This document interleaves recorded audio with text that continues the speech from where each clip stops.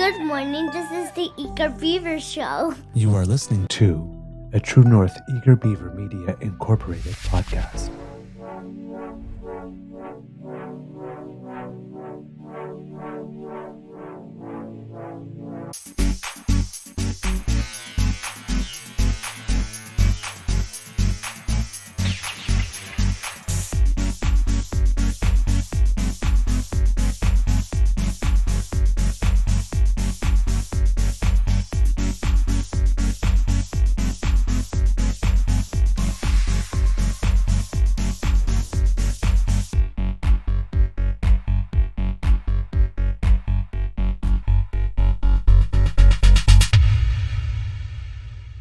The True North Eager Beaver podcasts are proudly brought to you by our founding sponsors, the Misfit Mysteries from Corvid Moon Publishing, your source for science fiction, fantasy, and cozy mysteries featuring a broad diversity of characters, CanadianTarot.com, your uniquely Canadian online eclectic tarot community, and the Pepper Master, hot pepper sauces made from farm-fresh ingredients to thrill your taste buds and expand your mind.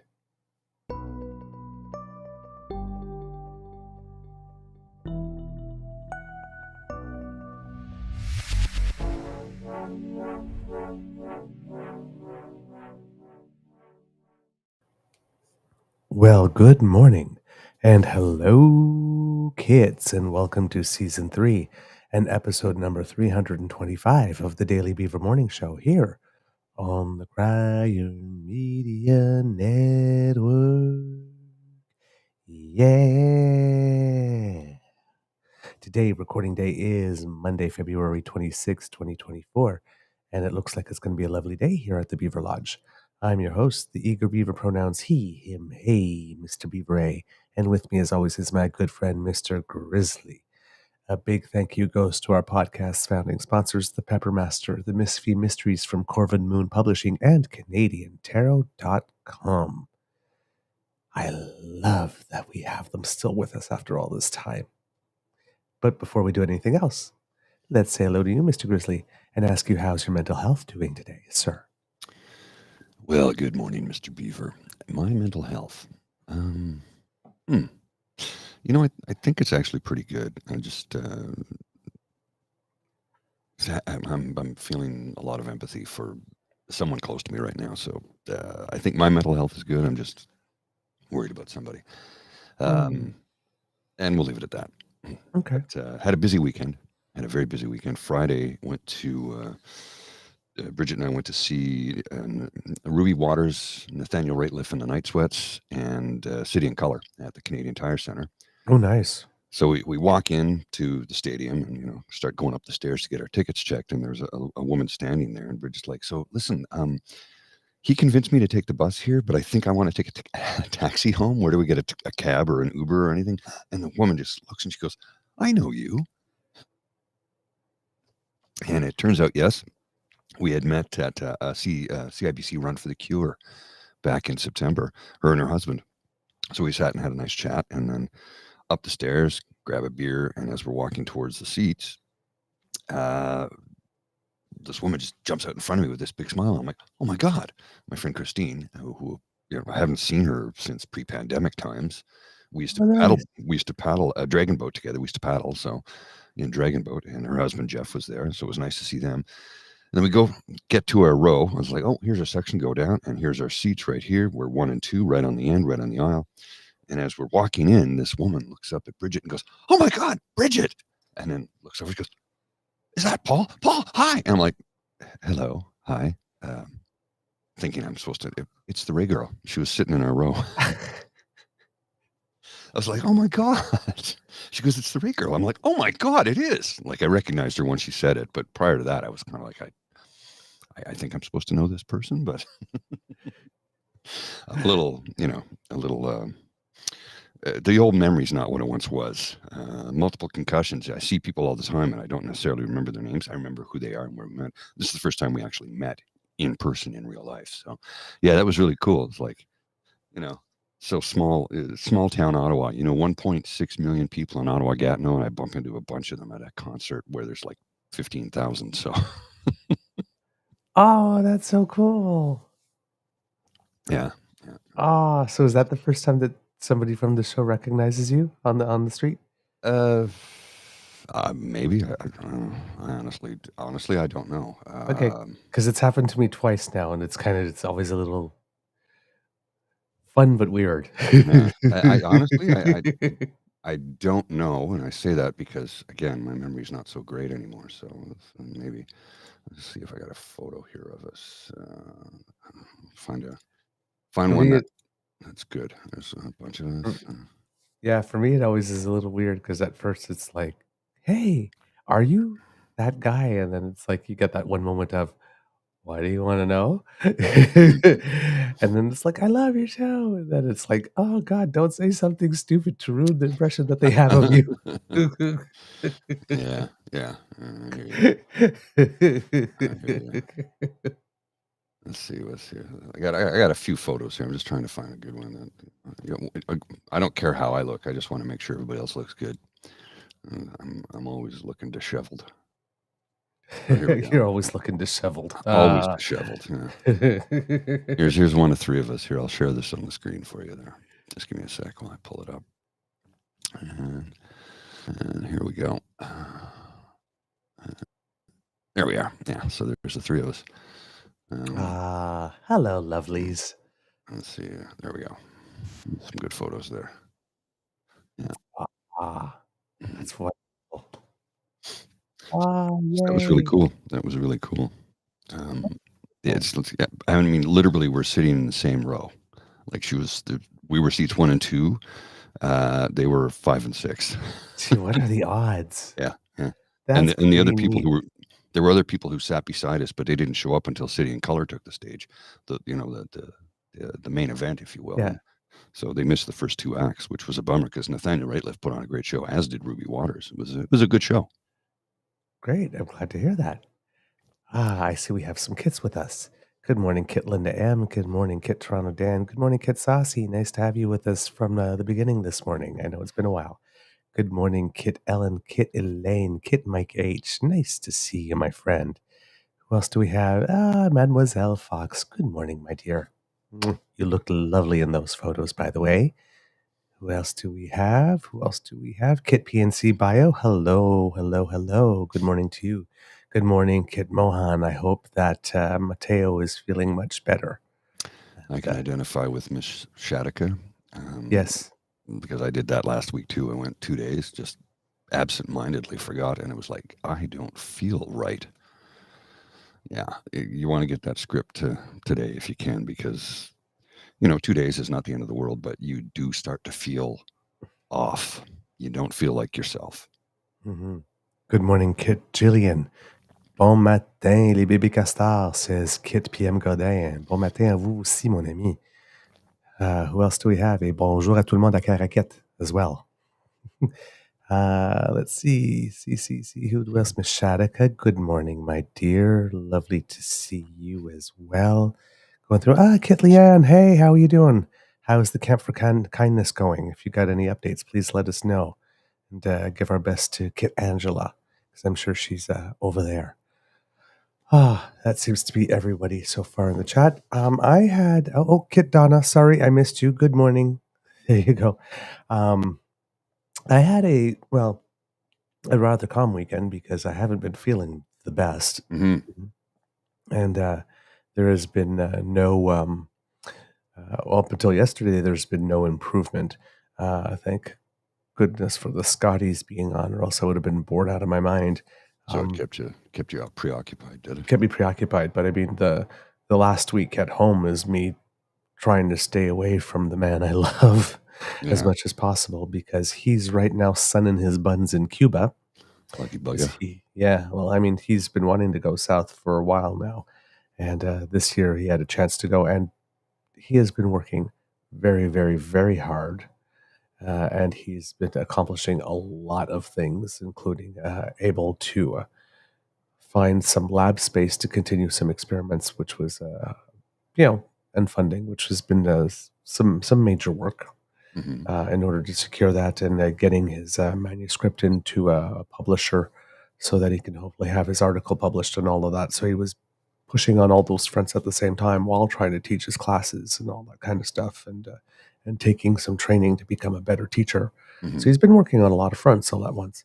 So he deserves this vacation. So it was like when it started about Sunday, it's like, yeah, I'm masking in the house, and I'm either sleeping in the other room or I'm sleeping with the mask on when we sleep. So because you are not getting this, because you are taking that damn vacation, because you have earned it. So it was a rather lonely week because, we tend to be quite physically affectionate with each other, as you see when he comes on the show, every now and then, or just to say goodbye. So keeping distance from someone you love when you know you're not going to see them for a week is very, very hard. But I did it. He didn't catch the cold. But I don't know if this was just a regular cold or something else, because as you can hear, I'm still congested, but at least my voice is not 3 octaves lower now. It's not Darth Vader voice. And I've had some appetite come back because I've been living essentially on soup and toast. So, and yesterday I actually ate meat. So I think I might be turning a corner. Not quite fully there yet. But I've also, had to miss a whole week of rehearsals. So yesterday I was sending apology letters to the cast of both shows, going like, "I'm so sorry," because when you're not there, it's tougher on the rest of the cast, right? They're doing extra work, or they're filling in without you there. Or, you've got lines and they're not playing against you. Or in the case of a musical, you're someone's dance partner, and well, that's not happening. So 'cause I was feeling bad. I mean, we opened one show on the 8th. So this is kind of bad time to be away for a full week as you're getting to the final stretch. So I'm hoping that things are on the other end, because my friends have been telling me that there's this thing that's going around that can last up to 3 weeks with people, and I can't be out for 3 weeks. But today is the first, this morning is the first morning in 7 days, and I'm actually breathing through my nose without the help of being hopped up on tons of decongestants to start the day. Well, that's a step in the right direction. Yeah. We'll see how long that lasts. But hey, no Darth Vader voice, and I'm eating, beyond soup and toast, and I can actually breathe through both nostrils at the same time. Compared to the last 7 or 8 days, that's a win. I would say so. Yeah. I am still tired as F, though. I am wiped. I think you might be able to hear it in my voice and see it in my face. I'm a little ragged. But politics doesn't stop, and the world doesn't stop, so I've been trying to keep up. Yeah, I think the more I'm going to be vertical rather than horizontal, the more it's going to. I feel my nose starting to snuff up as we're talking. But the show goes on, and there has been a lot. I am going to start with some lighter news, and and then things are going to get a little darker, unfortunately, today. But the Scotties Tournament of Hearts has ended, and we have a new Canadian championship. Team Anderson, which was the team that was affected by Brianne Harris being declared ineligible just, it seems, hours before the first match, and we still do not have an explanation as to why that is from Curling Canada. I'm starting to wonder if maybe it might be Brianne Harris herself that asked to keep it confidential, and it wasn't Curling Canada who are trying to be cryptic specifically. Because I saw an interview with the new CEO of Curling Canada, and he was trying to do his best to say something to give us an idea, but he was like, that's that's all I can say. So it seems that maybe this is not a proactive decision from Curling Canada, but it may be something that either came from the player involved, and everybody thought it would be a good idea to respect that privacy or something. So, which would eliminate the possibility, in my mind, if we're using deductive reason, but that's just speculation, that it would be something performance related or performance enhancing related. So, but we still don't know. So they, they did very, very well having to deal with the curveball. And, as we saw with the Canadian women's soccer team, it's kind of hard to be at your best when something like that is thrown your way. But they still did make the playoffs, but they did lose, and they will not defend their championship for the 5th time. Of the top 6 teams, when Devin Haru put it out, that tweet says, okay, Manitoba, we get it. You're good at curling. All 4 Manitoba teams qualified for the playoffs Wow. among the top 6. So, Manitoba is really at curling. We had some great matches, but the final did come down to Jennifer Jones, often Who is regarded as being retiring the at the end of greatest this of all tournament, is time. she not? Yeah, she retiring. She's retiring from the 4-person game, but she'll still be playing mixed doubles with her husband. But she's retiring to concentrate more time with family.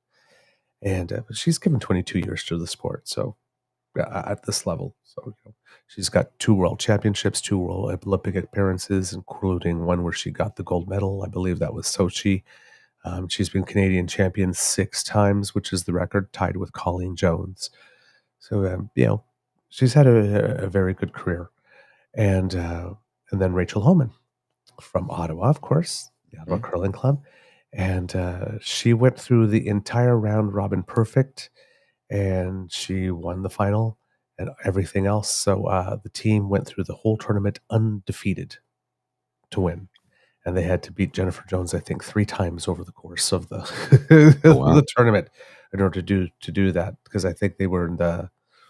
I'm not sure if they were, for some reason. I think were they in the same. I can't remember off the top of my head now, but let's assume they were in the same pool for the round robin, and then in the playoffs, the way that it's designed is that some teams play, and there's play to get to go directly to the final, and then there's more play.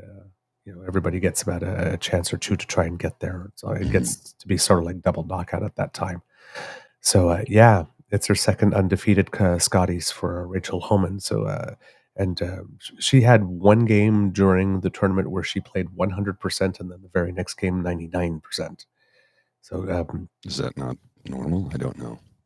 Well, I mean, she's normally very, very good, but scoring 100%, having a perfect game on all your shots is pretty rare. Oh, okay. So almost to do it twice. No, I thought you meant when you said played 100%. I thought you meant she played the entire match and didn't bow out at any point. No, she made all her hits, all her draws, exactly where as planned on the button. So it was an amazing display. It really was an amazing display.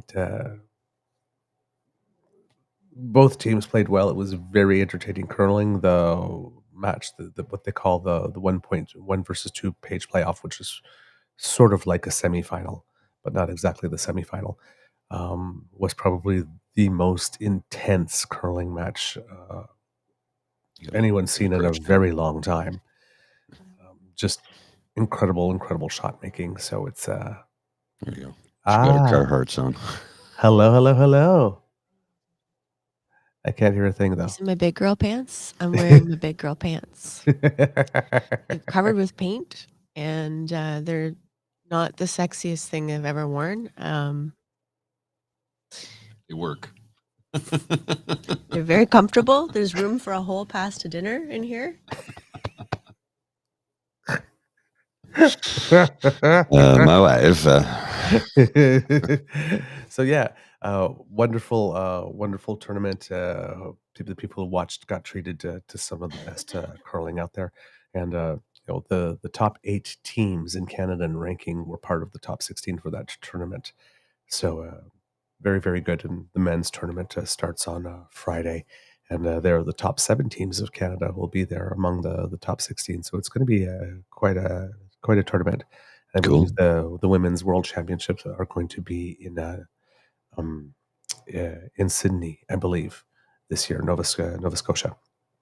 So good luck to everyone. It's Rachel Holman's 4th Canadian championship as well. So I mean, we're talking about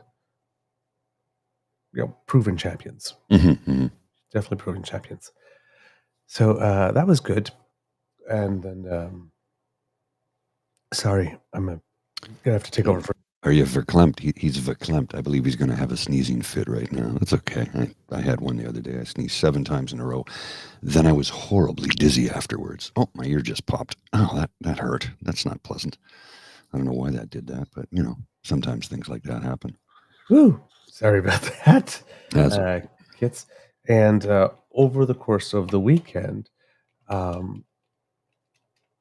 young Canadian lady who is, I believe, 19, only 19, made history as the youngest world champion in women's skeleton racing.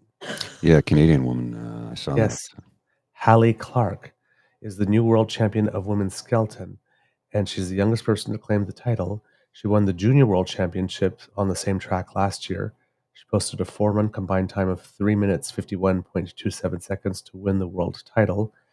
And which is really the most interesting part is that Clark failed to reach the podium in any World Cup event this season and came out of nowhere Won the whole to become world champion. Yeah.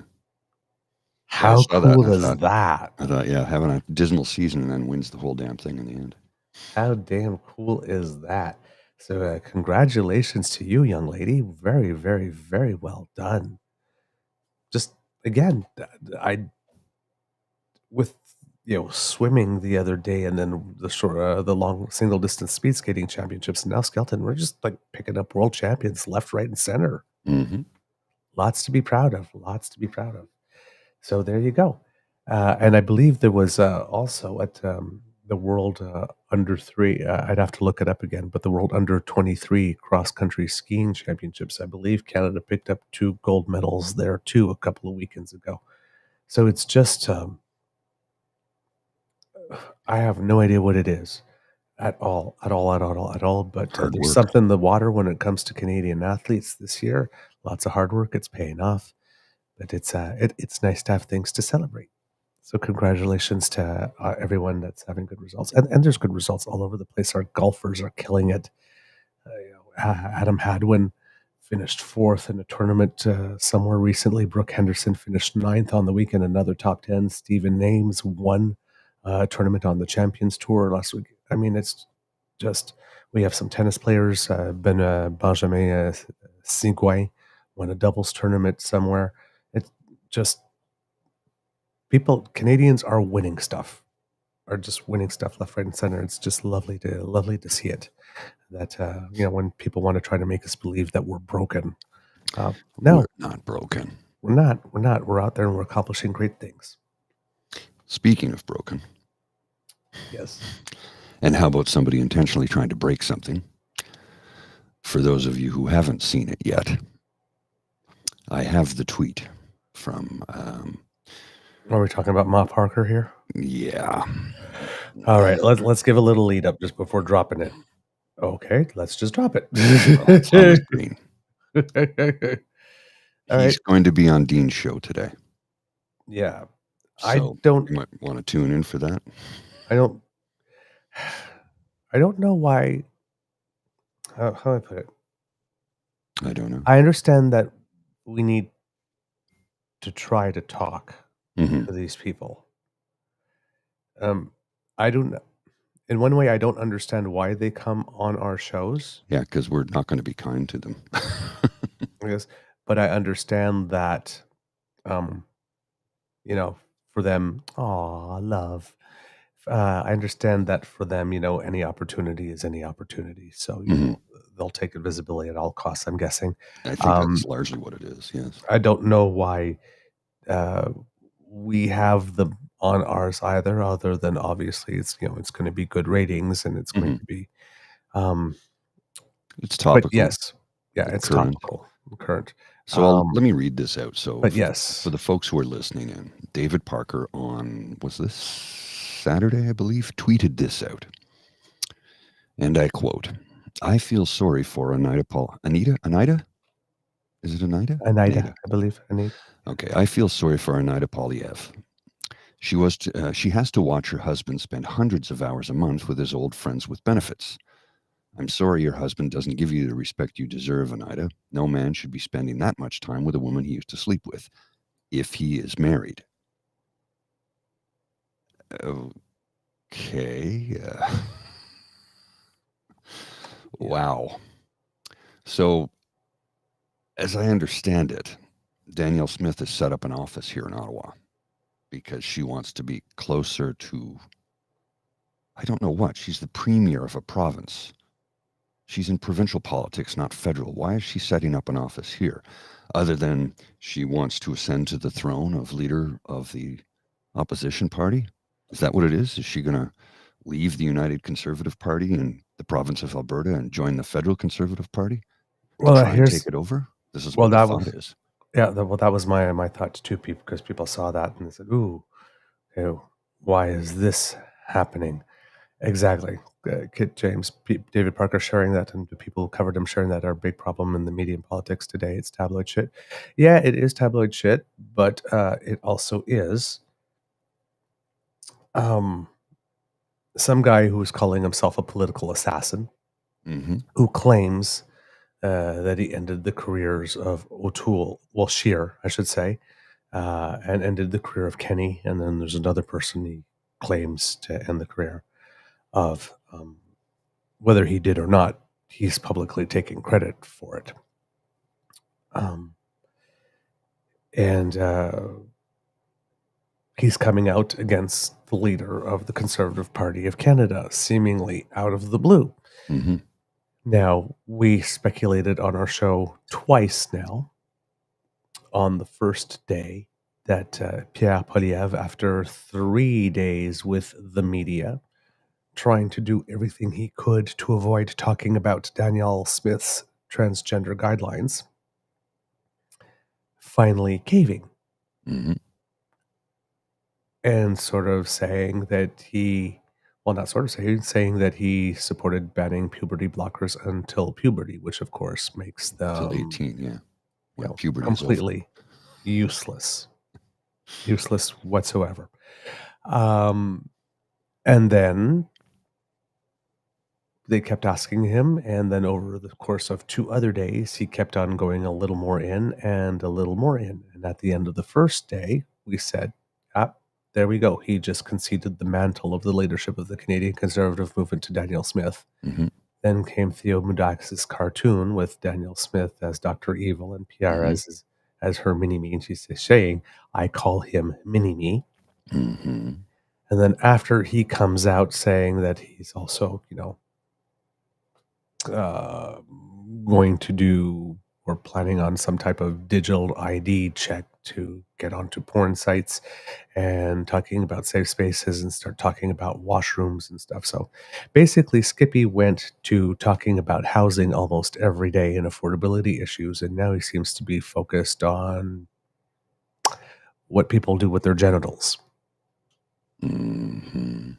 Essentially, right? We've gone from focus on genitalia. I don't remember the last time PP did an announcement on housing or talked about housing, because he couldn't shut up about it for the longest time. But now he seems to be talking about other things, stolen cars. He's got to keep changing the story. I know, but I'm just saying he seems to have been knocked off message on the other stuff. And it just seems to me that with all of that, maybe David Parker is sensing that Poilievre is weak. Poilievre is weak because he's got 19 months to go. And if he's already focused on genitalia with 19 months to go and has cried himself out on housing and affordability, maybe what a lot of people are saying, that he won't last until the election, is one thing, or if he does, that eventually time is not his friend and he will not win. So it looks like David Parker either doing one of two things, sensing that Pierre is weak and wanting to take him out so that he can, yes, perhaps, place Danielle as the leader of the Conservative Party of Canada, which is or maybe he himself, because he does have a bit of a messianic complex. Yes, Donna, to answer your question, he is the Take Back Alberta guy. Yeah. So what's his angle here? It's not stated for the moment. But the first thing that popped to mind is, well, yes, if PP so capitulated on the transgender stuff from not wanting to say something to now seemingly be obsessed with it, and he's agreeing all in with Danielle's policies, then all of a sudden, yeah, it does look like Danielle is the leader of the Canadian conservative movement, not Pierre anymore, because he's dancing to the tune that she is calling. And if he is that weak,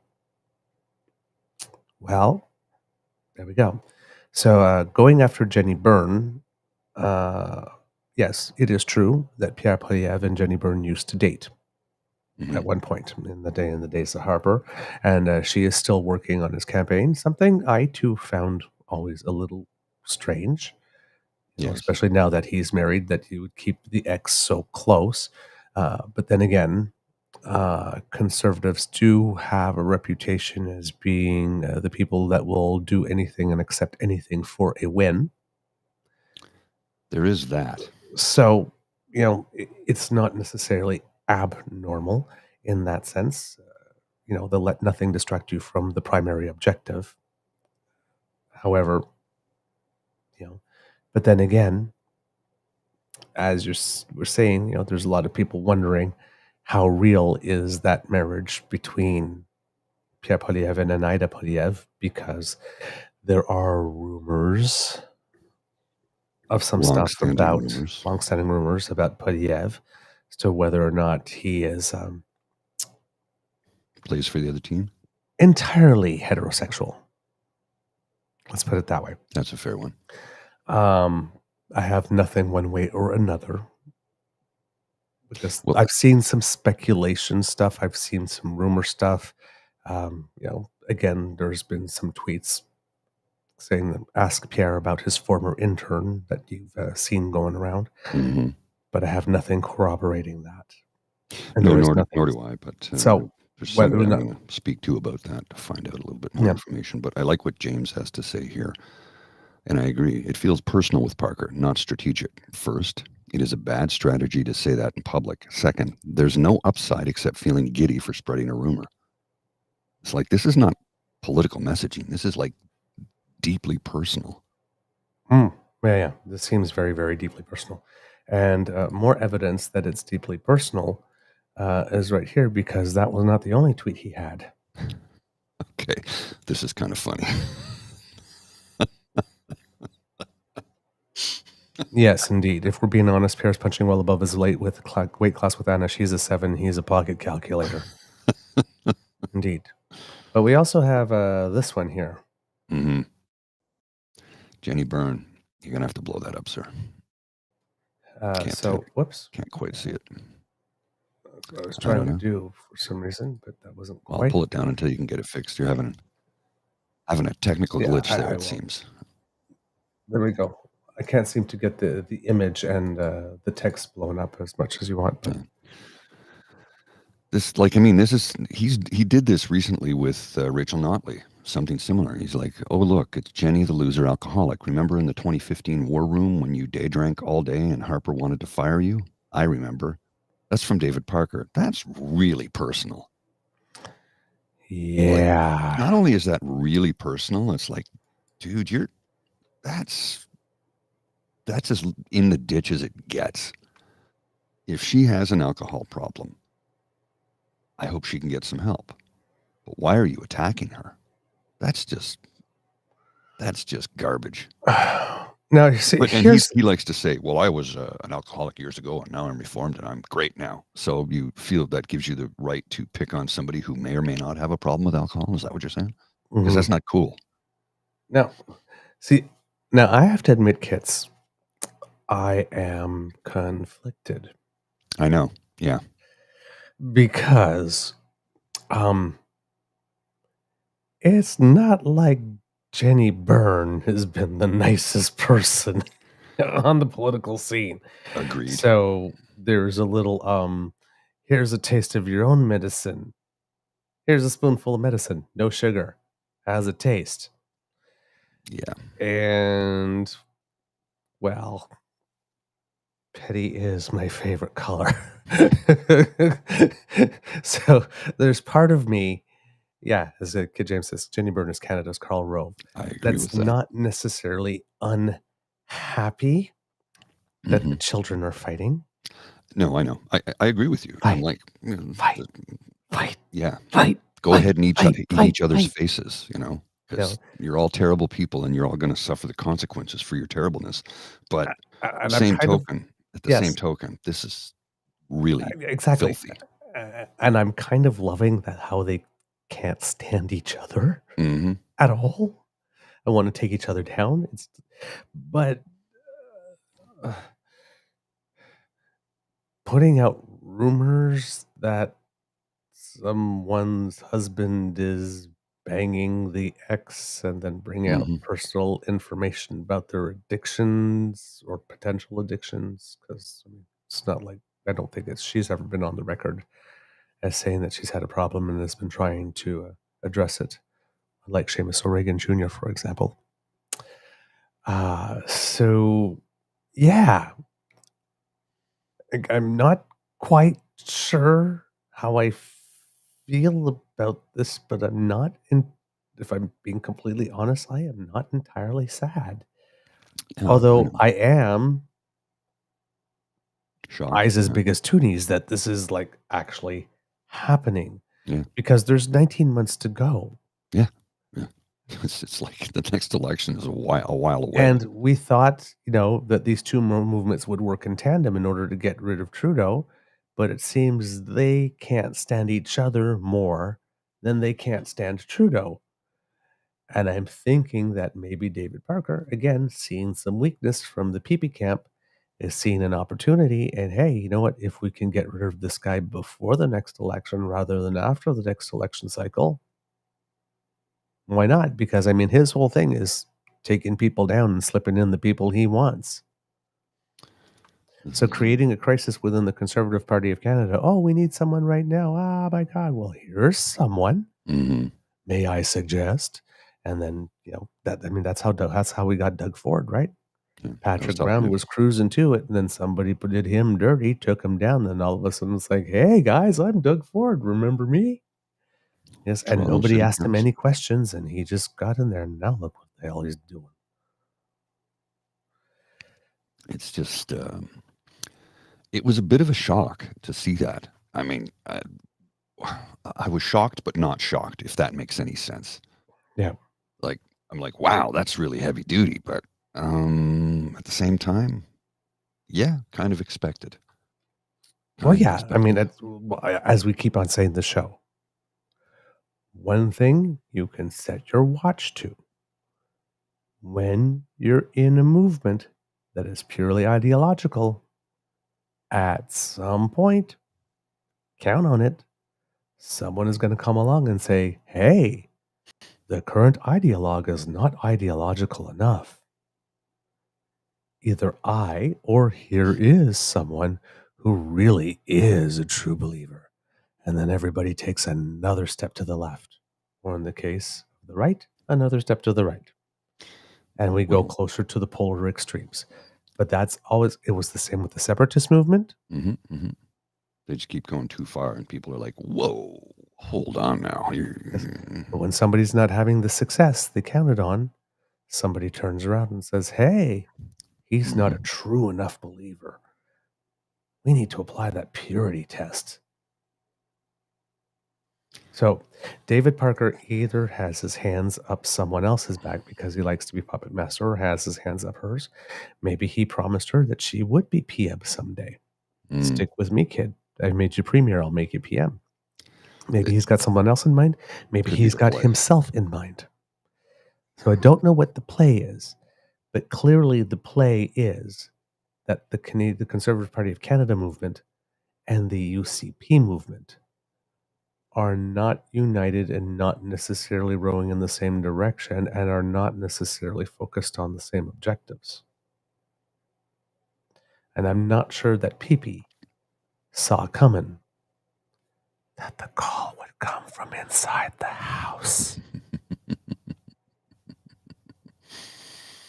Now, this is not unexpected in the sense that PP has had a very, very, very terrible, no good, bad week. Yeah.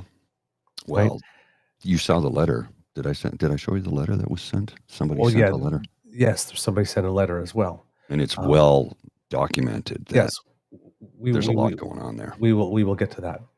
So you have this David Parker doing this thing, and one of the reasons that this has happened is because, well, Pierre Poilievre, first of all, after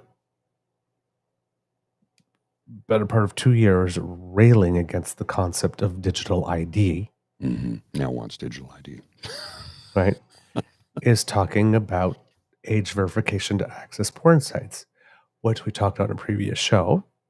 Is I think most sensible and reasonable Canadians would agree that we should be doing something to try to restrict the access of young Canadians to porn, given that it's available everywhere. Everywhere, all the time. Literally 24/7. everywhere. Right? The problem is not, should we do it? Because I'm pretty much sure everyone agrees on that. It's, how do we do it? And Conservative MP Karen Vecchio is presenting in the House of Commons a bill that started, I believe, in 2021 in the Senate. So it's Bill S210, which is now had first reading in the House of Commons. And it's a bill to try and restrict access to online porn. And the thing is that the bill keeps on telling, well, it's actually in the House of Commons, it's a motion, I believe, not an actual bill. I have to look that up again just to be absolutely sure. But I believe it is indeed a motion. So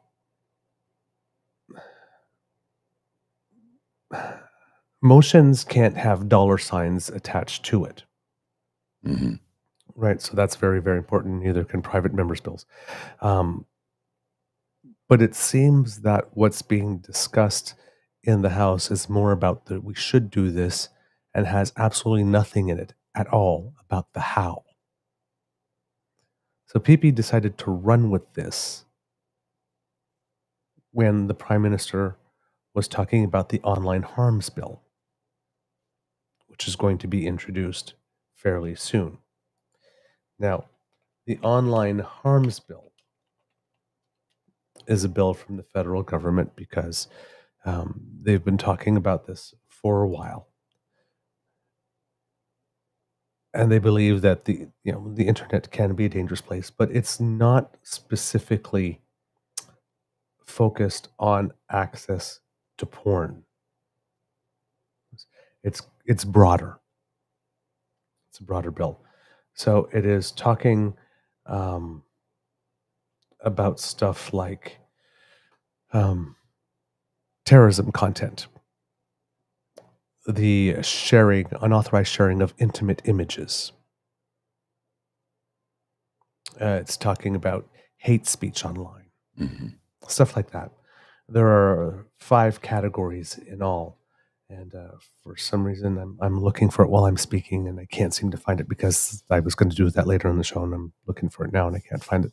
But it has 5 categories of stuff. And the problem is that PP had to come out in opposition to it right away because the 5 categories of stuff being addressed in the online harms bill are things that his base would not want restricted in any way. Would not, because he needs those things. If there are consequences for promoting hate speech online, well, that doesn't make the stands in his base very, very, very happy. Now, does it? If there is a ban on sharing of intimate images, well, given all the work that he put into his MGTOW hashtags, we know that that is something that probably wouldn't go over very well with the base that he's courting. Given that we just had a decision in Ontario court that yes, white nationalists can be terrorists, as it pertained to that man who drove his truck up onto the sidewalk and took out 9/10 of a Muslim family. Well, Yeah. sharing of terrorist or stochastic terrorist type content, again, is something that the free speechers probably wouldn't want any curbs on or limits on. Mm-hmm. So it's not like he can come out in support of the online harms bill. And he's already come out opposed to it before he's even seen it, because it hasn't been tabled yet. Just like he's come out opposed to the farmer care bill, which hasn't been tabled yet. And so is Alberta. Alberta's saying they're going to opt out, but they want full compensation without even seeing what's in it because it hasn't been tabled.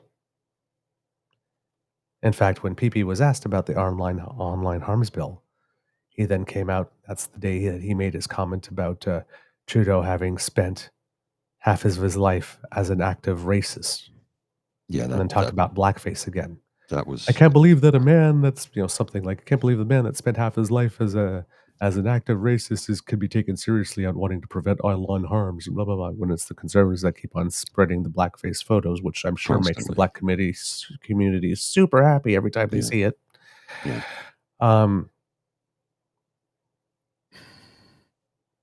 It's just absolutely. So he acted, but it's he acted like a petulant child. What about the online harms bill? And then he says, well, Trudeau, blackface. Ah. And then I guess he grabbed on to S12 and said, well, like this, we're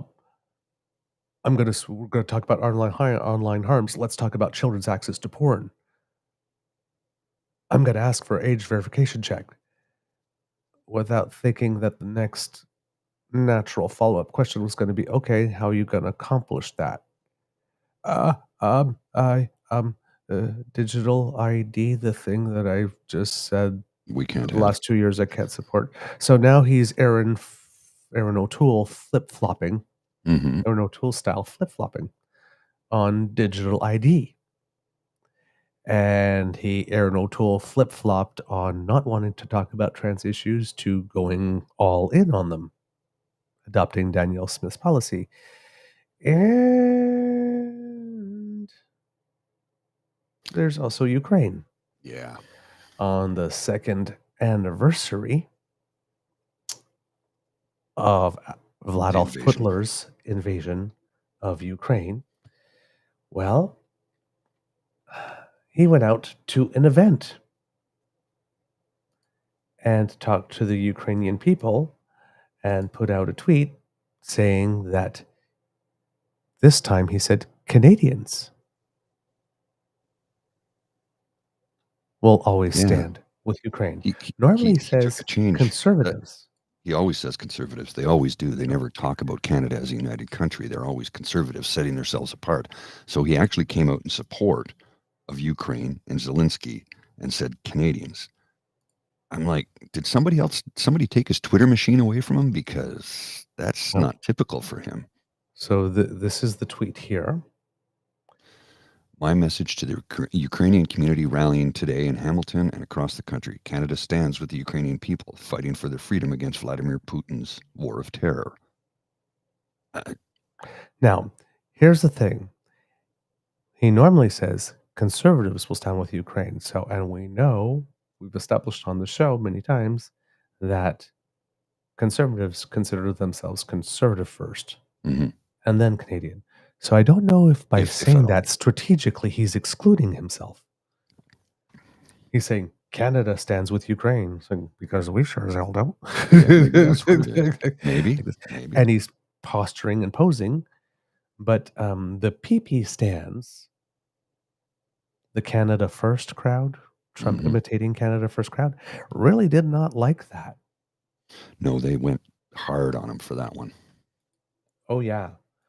Like, they were They went for the throat. They were not having it. When I looked at it, the very first 3 tweets, Mr. Grizzly, that I saw at the time, the very, very first 3, this screen cap here is the first 3 tweets I saw under Pierre's tweet when he tweeted that. And this is how they went. Just pull it up here. Okay. I need to blow that up if you can. It's about the max I got. Yeah. Pierre, if you want my vote, you need to listen to your constituents. Most of us don't support our tax dollars going to Ukraine. It's time to call for peace talks, no more money, peace talks only. I wonder if that guy or that person whose handle is Despise Trudeau, Jamie Schmidt 6, I wonder if that person actually lives in his constituency. The next one from the Shadow Davis show. Dude, stop talking about Ukraine. The only thing we care about is not having any more of our money sent there. The third tweet in response. Andre Arthur. Dear Mr.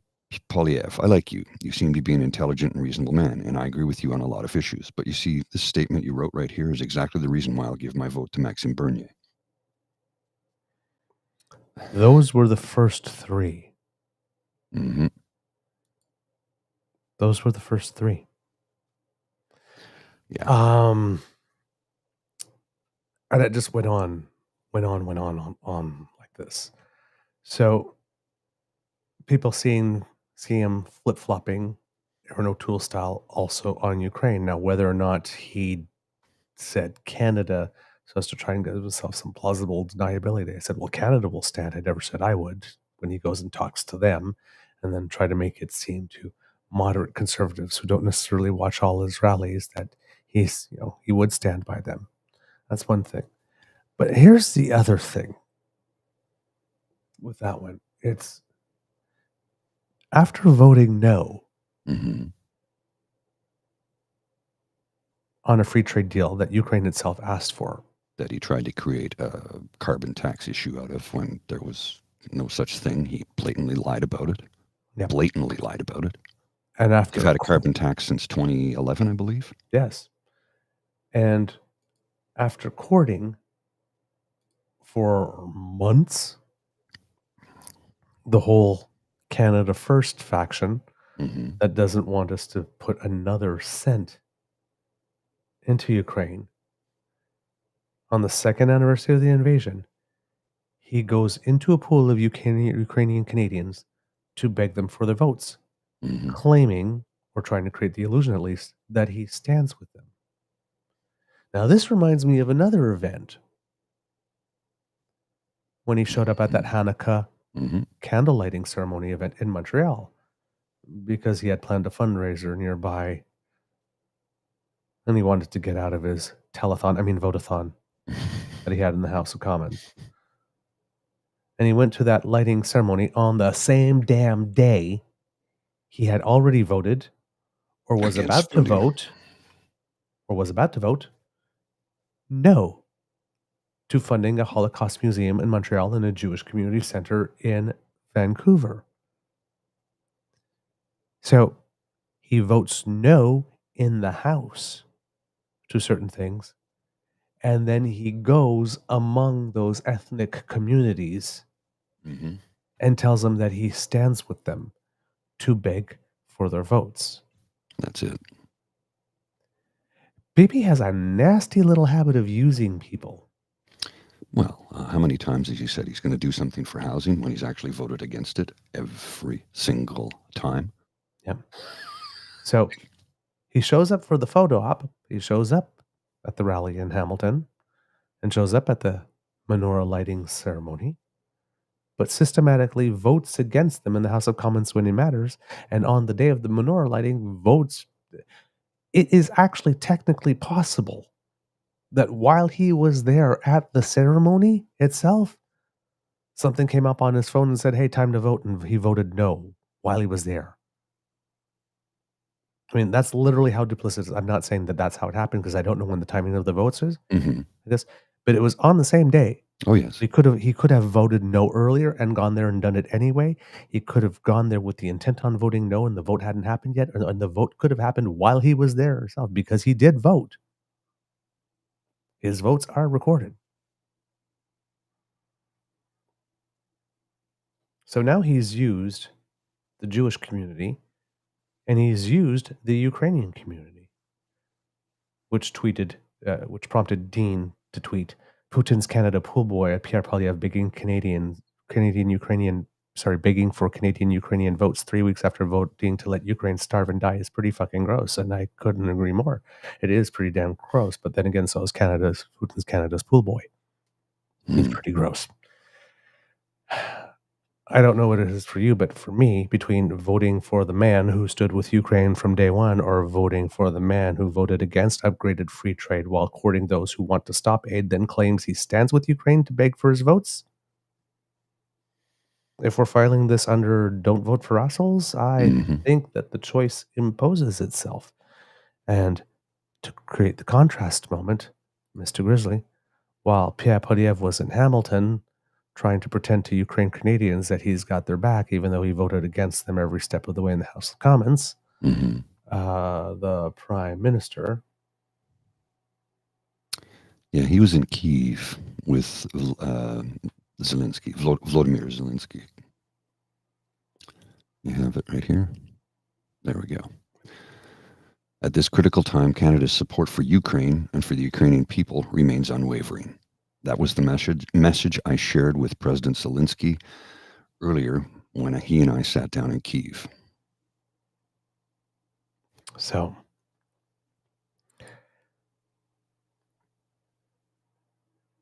I haven't heard much from Maxime Bernier. No. I haven't actually gone to his Twitter feed to go check, but I would guess that he is a very, very happy man after the end of this week because he now has some openings.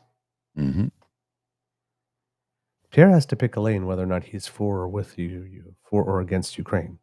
And I think it was Charles Adler that was on Dean's show. He said he has 2 questions for Pierre Poilievre, and one of them is, who are you with? Yeah. And if he was a journalist, he would keep asking that. Who are you with? Yeah. Because right now it seems that even within the movement, he can't tell. Pierre is trying to have it both ways. He's trying to play all sides. Which, as Lauryn Hill sang in her song, That Thing, that was the sin that did Jezebel in. If Pierre is trying to take the Aaron O'Toole route, trying to still maintain that PPC vote while trying to appear like a moderate option for just disaffected voters who are tired of Trudeau and want change, there's a whole wing within that movement that's ready to take him down for not being pure enough. And if they're already marking him 19 months before Election Day as not being pure enough and already trying to take him down, he already has to fight on 2 fronts. I'm not sure.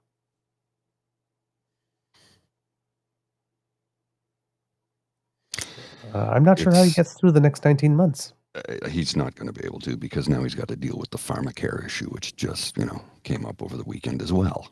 Yes, he needs to take a position on that too. Yeah. And Alberta has already said, we're out. Yeah. Yeah, because they don't care about, the 21% of Canadians that have no insurance when it comes to pharmacological products. 21% of Canadians do not have any insurance when it comes to, medication. You have to pay right out of your own pocket. But Pierre says, well, most people, the majority of Canadians have coverage. Yeah. 69% or 79% do. 79% do. But the 21% who don't are young or seniors. And that's the other thing.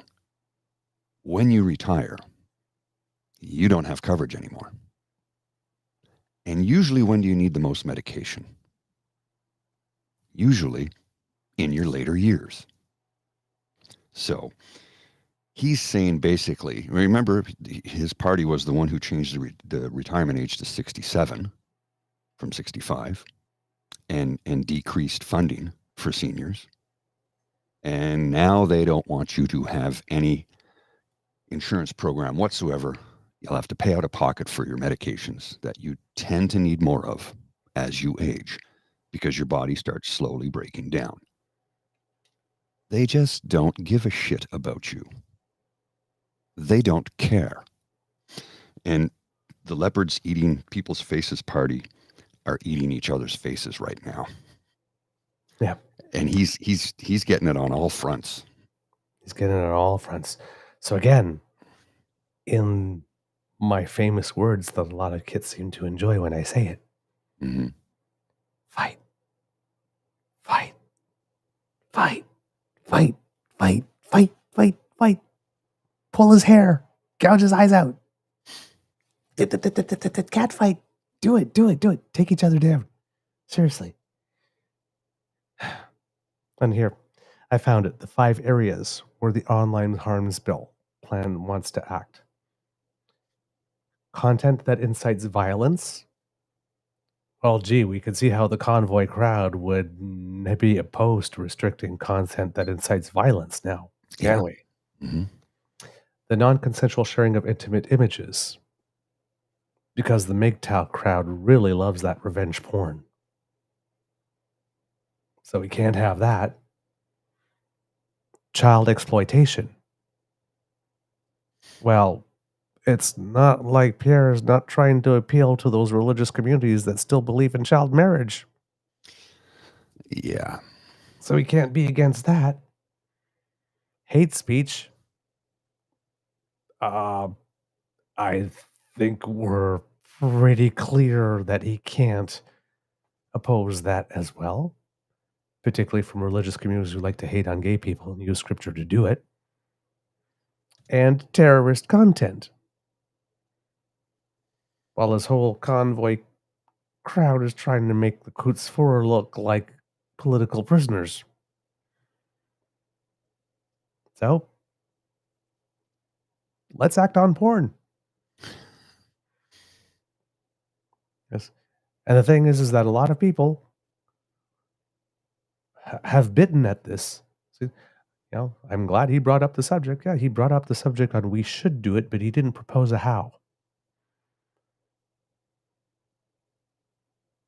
There's going to be an online harms bill. Trudeau blackface, we should act on porn. Save the children. How do you propose to do that, Mr. Poilievre?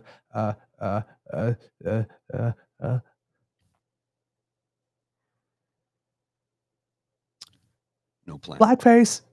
Yeah. Yeah, that's all he's got. He has no plan. And we have a lot of people getting themselves worked up about a Senate bill that's being discussed as a motion in the House of Commons that there is going to be no legislation on this. Mm-hmm. There's ultimately going to be no legislation on this. PP won't introduce it himself. Of course not. Because if he does, he's going to have to propose a how. Oh, digital ID. Oh. Well, here's the thing. Is there a how? I honestly don't know. Think about it. Is there a how? Is there a manner?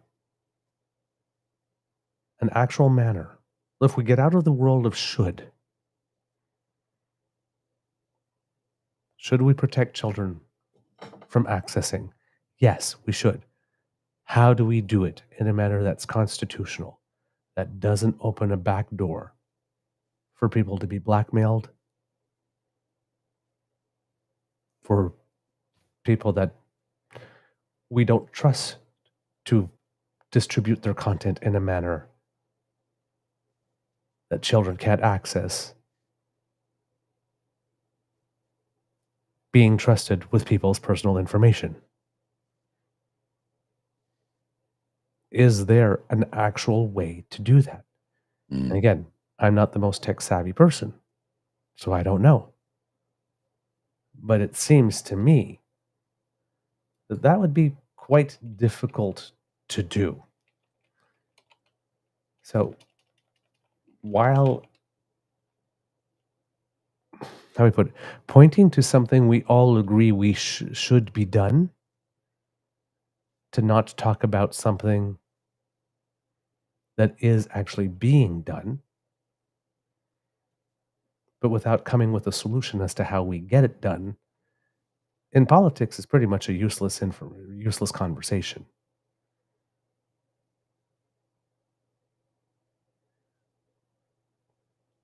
Because how do we do everything? That comes down to how do we do it in the end. So it's not like that bill's going to come from him. So he needed something to distract for the second. And that's what he went to. But now he's being asked some very, very, very, very, very inconvenient questions. And it's not just me that's wondering it. Here, because I posted with regard to this. The problem is that a politician has not offered an idea yet to help, keyword, with this issue. A politician has used this issue as a pretext to offer an idea, a very bad idea that would create a dangerous precedent to chip away at privacy rights. So if there is a solution, CPC, digital ID, is not it. And none other than Mark Burry, who's a lawyer, who we very much respect, said, not sure it's solvable. He's one of the better legal minds in this country. Yes. And he's not sure that there's a legislative solution I don't know how you can come for up an with age check to access a porn site. So you have somebody that's, once again, playing on the fears, the legitimate fears and concerns of parents, just as is being done with the trans issue. Reasonable adults, of course, are concerned with at what age kids can access these services. And since a lot of them are not the parents of trans children, they never thought for more than 3 seconds about, well, if it had to be done, how it would be done. They're just like, should it be done? No. Again, we're in the should. Should kids under 18 have access to bottom surgery? No. Well, congratulations, they don't. Yeah, it's not a thing. Most people don't know that, though, already. So the should debate is being presented as it's something that's happening. Oh, let's protect the children. Let's pass this new law to ban that which is already not happening.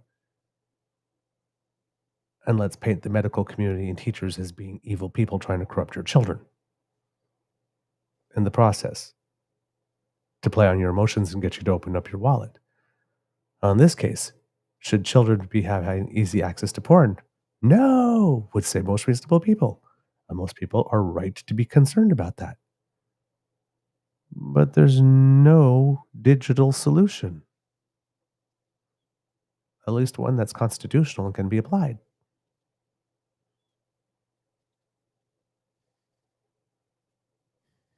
But get mad and open up your wallet. But while we're talking about that, hopefully we won't be talking about other stuff. So again, it worked in the nanosecond. But what's going to happen when all these people that have bought into the concept that, yeah, we should be doing something, are waiting for something from Poilievre to stop it, and it never comes?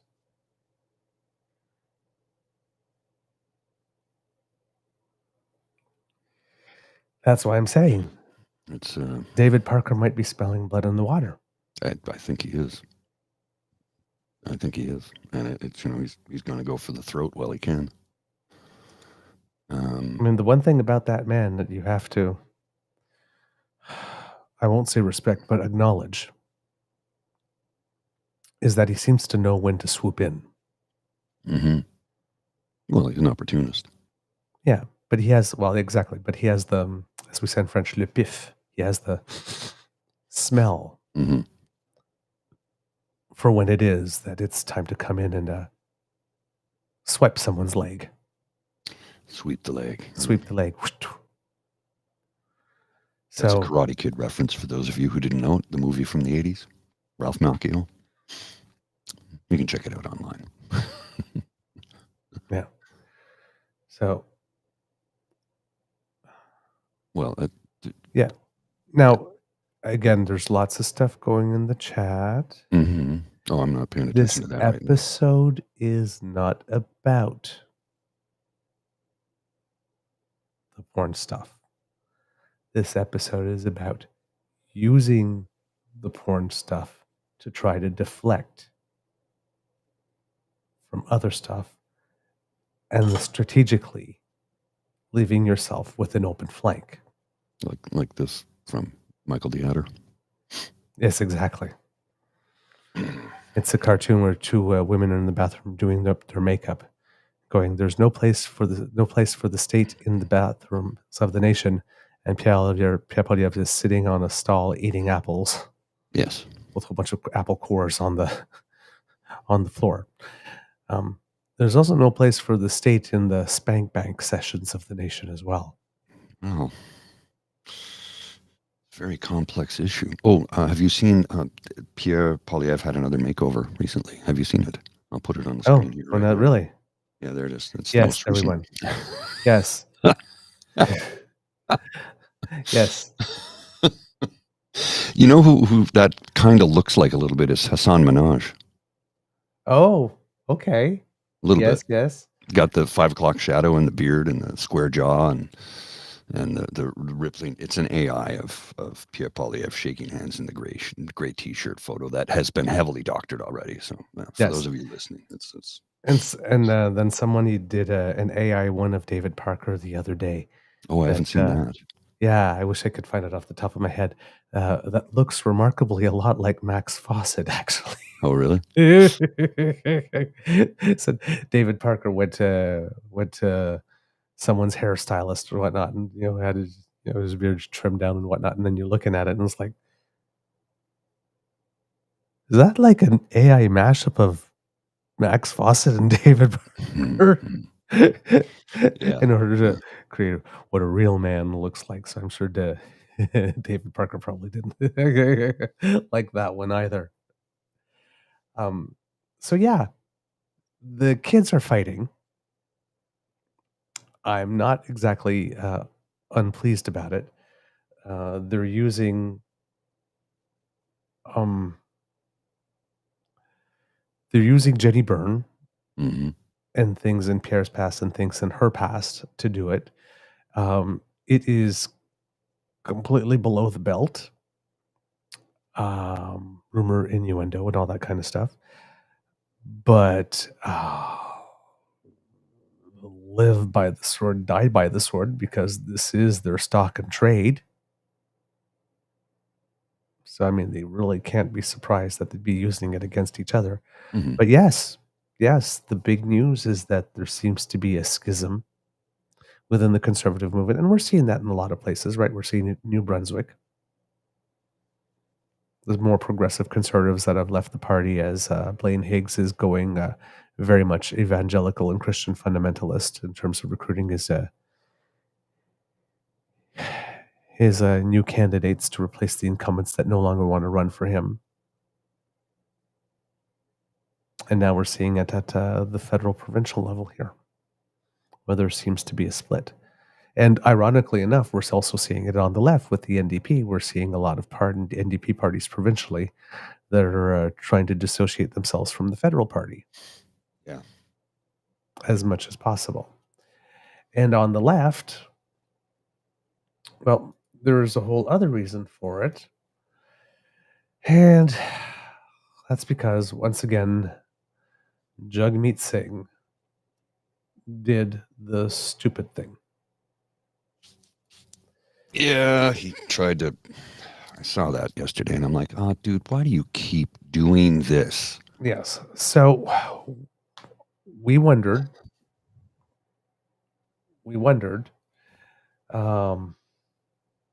Oh, darn. That's not good. Let me try this again. I'm trying to share a link with I have it. Mr. Grizzly. I'm not sure if I that have link's it. there. Yeah, the link's there. Okay.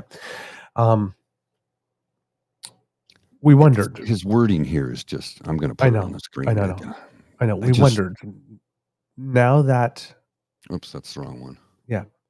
Now that Jagmeet Singh has got his dental care and his anti-scab legislation and the beginnings of a pharmacare program, which he himself is saying is going to be transformational, would he now finally start to speak of his partners, the Liberals, as being people that helped, or would he still borrow from the Pierre Poilievre playbook? Which is exactly what he did.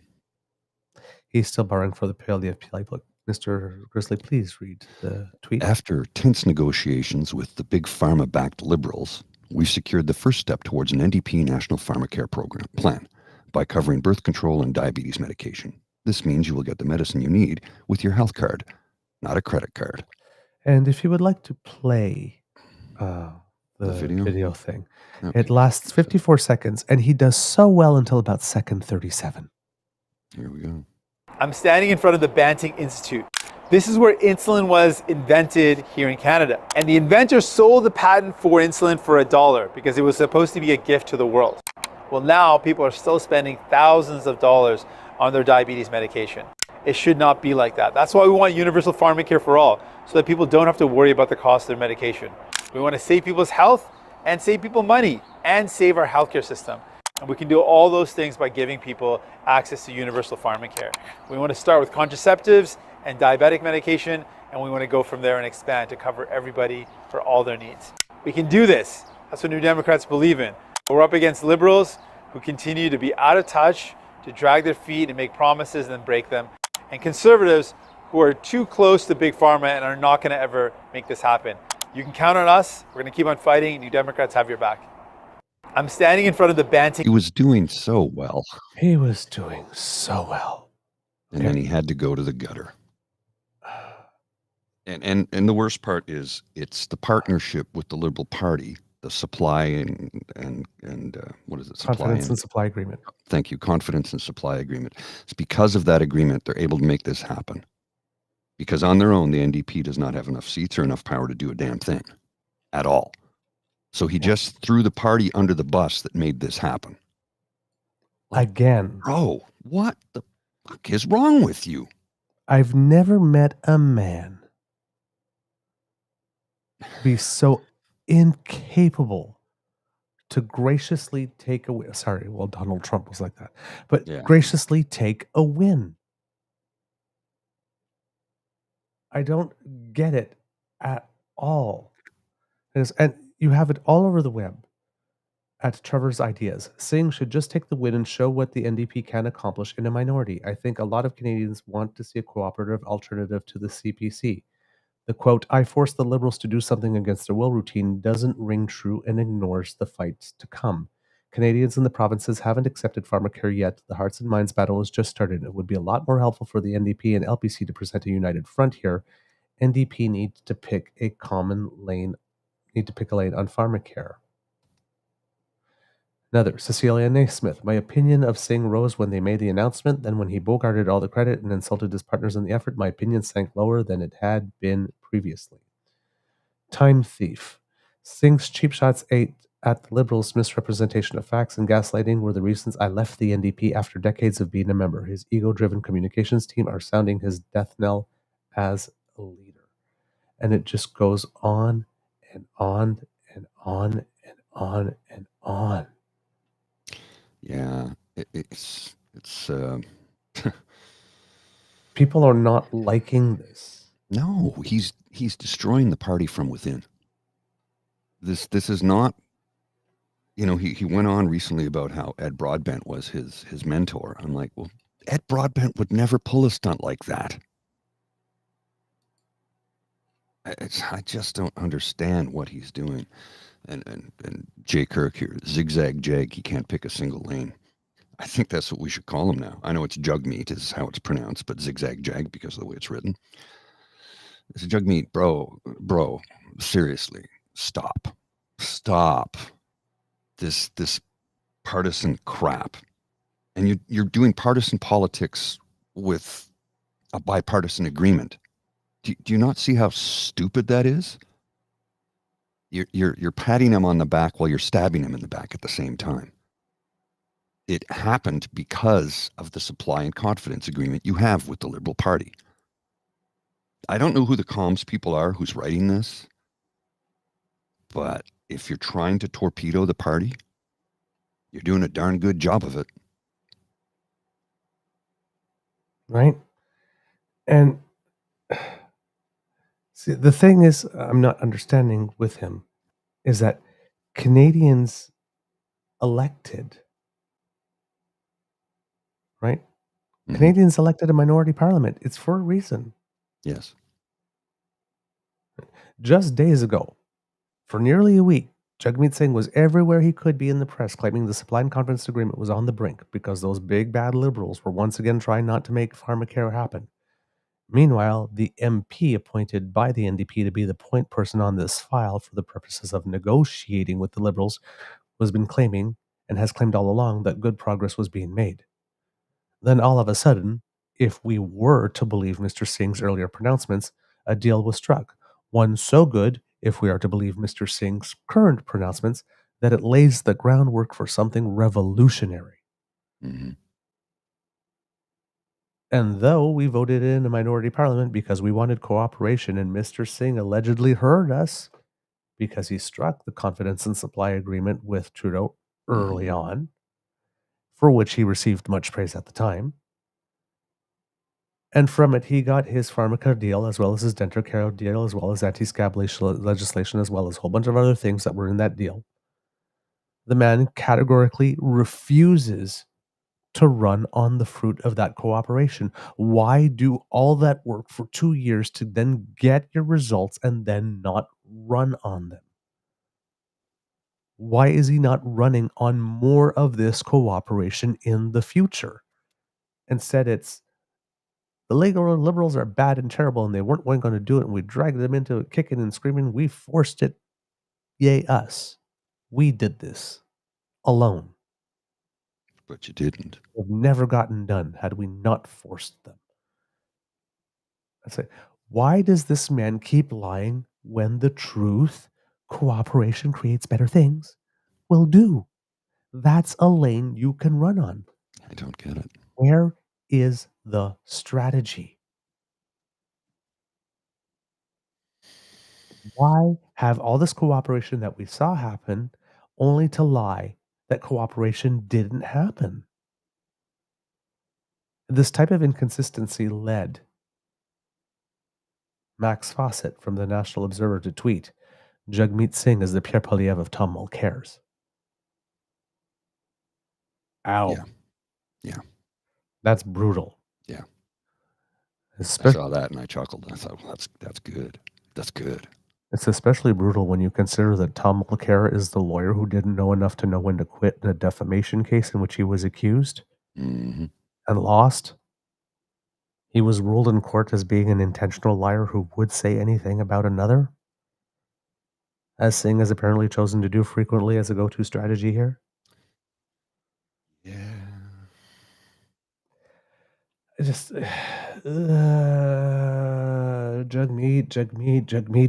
Why?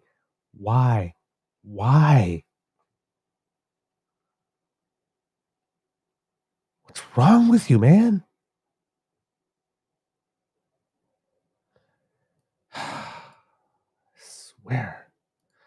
And I wish I could find it off the top of my head here.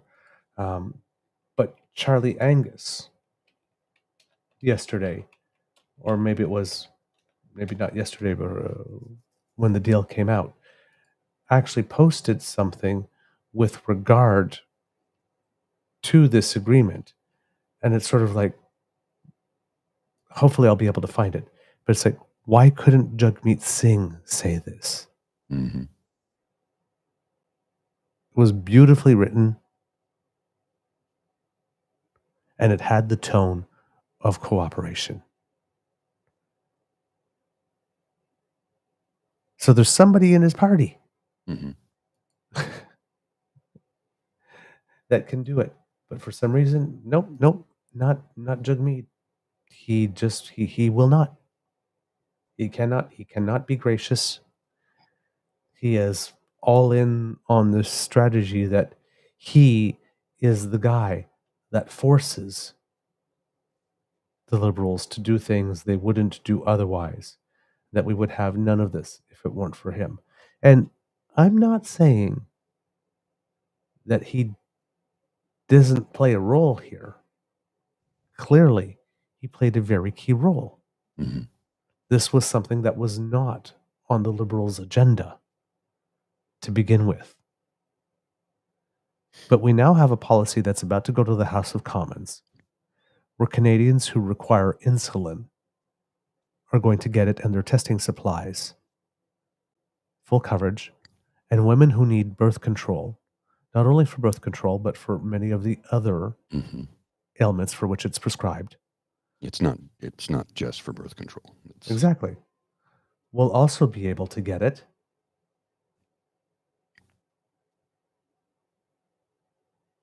This is a big win. And apparently it's a framework legislation, Mhm. just as Medicare was a framework legislation, just like the cannabis legislation was a framework legislation. So it's a sound legislation. We don't know what's in it yet. It hasn't been tabled, but this kind of stuff has worked before.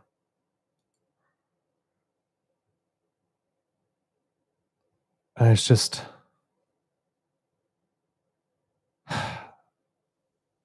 he could run on this. Like, there's a guy on Twitter at John C. Roscoe put it the most eloquent way I've seen it yet. It's like we each get just so many bricks and we can either use them up building walls or we can use them to make bridges. Mr. Singh is satisfied to pile a rambling berm and lob the remainder over the top in hopes of beaning someone important.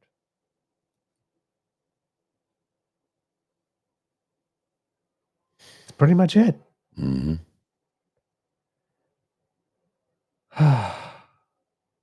Exhausting. Another.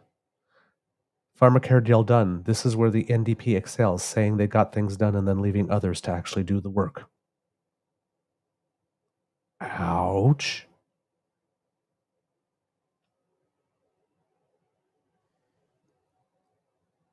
Take the W, man. Yeah, exactly. In PC bio, I've never seen someone try so hard not to take the W. I You don't get it. worked together. You got things done. Cooperation works. One person tweeted, as Pierre was dividing stuff, as David Parker tweet came out. Some guy, I think Graham F31, I believe is his name, said, like, while you guys are tearing yourselves apart, our side is uniting to make things happen. Putting the announcement of the Pharmacare deal right under David Parker's tweet. It was just this beautiful 1-2 on top of each other that was just fantastic. And then, whoops, out comes Singh just saying, you know what? We're going to take the whole credit on that, just like we did with dental. And it didn't work for him on dental care. Didn't work for him on dental care. He didn't get good press from doing that. No.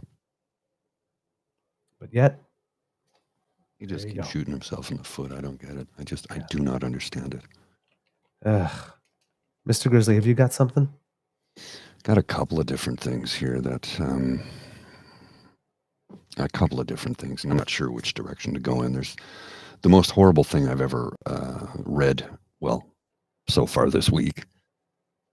But I don't really want to discuss it because it's really brutally bad. Something that took place in Washington, D.C. yesterday, and the response by police was to put a gun on a man who was self-immolating. Oh, yes. And that's as far as I'm going to go with that story. It's really horrible. There's footage of it. I'm not even going to look.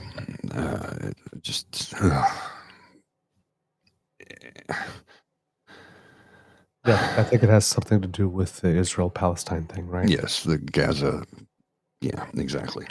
Yeah, it's available. You can find it online. The story's there. It's been written about. It's pretty horrible. The man succumbed to his injuries and has died as a result. And I'll just kind of leave that there. It's a big story and it's pretty terrible. Right. You have anything else? I have this from Theo that I think I'll show you because this is a lighthearted thing that is funny and made me smile. This is Dark's latest political cartoon. And it is multi-panel. Voting intentions unchanged since last election. Pierre Poilievre virtual reality headset. Wow. The closest Poilievre will ever get to being PM. Virtual reality. Hopefully that is the case because I shudder to think of that's from 2023, that one, by the way. I shudder to think of what would happen if he ever became prime minister. And I mean that. The guy flip-flops on everything to just try and win the nanosecond. And I mean, he's already come out against the pharmacare program. He's come out against the $10 a day daycare. He's come out against the housing. He's voted for against every single thing that would help Canadians from middle class down. He's voted against all of them repeatedly. And his voting record is available for you to see. It's public record. And people still want to have this man as prime minister. I think it's because, and tell me what you think about this, sir. I think it's because the people who are firmly in his camp hate a certain group of people. They realize that he will do harm to them, but they're like, those people will get harmed more than I'll get harmed. And I think that's the thinking here. I think that's the thinking because I don't understand why anybody who is informed in any way, shape, or form would vote for such a person as him. Because he does not have your best interests in mind. He does not want to govern. He wants to rule over you. And James, yes, I do agree. It's leader fatigue, Trudeau fatigue, regime fatigue, that people tend to believe Poilievre may be the next prime minister. And that's entirely possible. But I hope there's enough Canadians that have a sober second thought and realize this guy is going to be really bad for the country. I don't know. We've got a long ways to go. And it looks like David Parker's trying to bring the man down. So will he even be... And you're right, that they wouldn't be voting in Pierre Poilievre. They'd be voting out Justin Trudeau. But is Poilievre going to be there come next election? I honestly don't believe he will be. He's lasted in the position longer than I expected him to. I can't see him there for October of 2025. I can't see it. I can't see it happening. I don't think PNC Bio is saying that Liberals may change leaders sometime in the fall or early winter 2025. I honestly don't see that happening. It may, but I don't see it happening because as we saw on Ryan Jesperson's show last week, the Prime Minister very much wants to lead the party into the next election. Now, does he step down after that? Who knows? But he's bound and determined to do what he can to try and make the country a better place. And this hateful venom spewing that Poilievre does on the daily is really beginning to rub people the wrong way. As I've said time and time again, 2024 is the year of pushback. We're starting to see it in the media. They're pushing back on his lies and calling them out for them to his face. Finally, I don't know what took so long. Thanks for getting here, even if it did take you forever. So we'll see. We'll see what's going to happen. I don't think Poilievre will be the Conservative leader come next election. The party might just emulate itself at the way they're going. It's entirely possible. What happens between now and October of 2025, I don't know. Nobody does. But I don't think he'll be in position. I don't think Poilievre will be the official leader of the loyal opposition. I really don't. I think the party will bring him down because he just keeps going madly off in all directions. One minute he supports Ukraine, the next minute he doesn't. One minute he looks like he's supporting Vladimir Putin, the next minute he doesn't. He's voted against housing programs. He's voted against child care, pharmacare, dental care. He wants to raise the retirement age to 67 again. He wants to cut benefits for the elderly. This is not a good person. All he's going to do is enrich his donor class, wealthy friends that keep him there. And something that I've talked about in the past, and I can't get into the details on it, but Poilievre is against green energy. He's come out against green energy many times and renewables, much like Daniel Smith has in Alberta, the province that was leading the country in renewable energy, by the way. Yep. And there is some very, very powerful people in this country who run some very powerful organizations that are all in on green energy. I can't tell you anything more than that. I'm privy to some information, but they are all in on green energy. And if you're not on their side when it comes to green energy, you will not be prime minister. You won't be. These are powerful people. These are the people who get people into that position. They've done it before. They'll do it again. They are powerful people. And if they want Justin Trudeau to be the next prime minister, he will be, because they'll go all in on green. And I can't tell you anything more than that. But if Poilievre keeps touting oil, no to green energy, and denies climate change, he's finished as a politician in this country. Because the powerful people that I know about who are all in on green are walking away from oil and fossil fuels altogether. And these are the people who get people into that position. Mm-hmm. And I'll leave it at that. All right.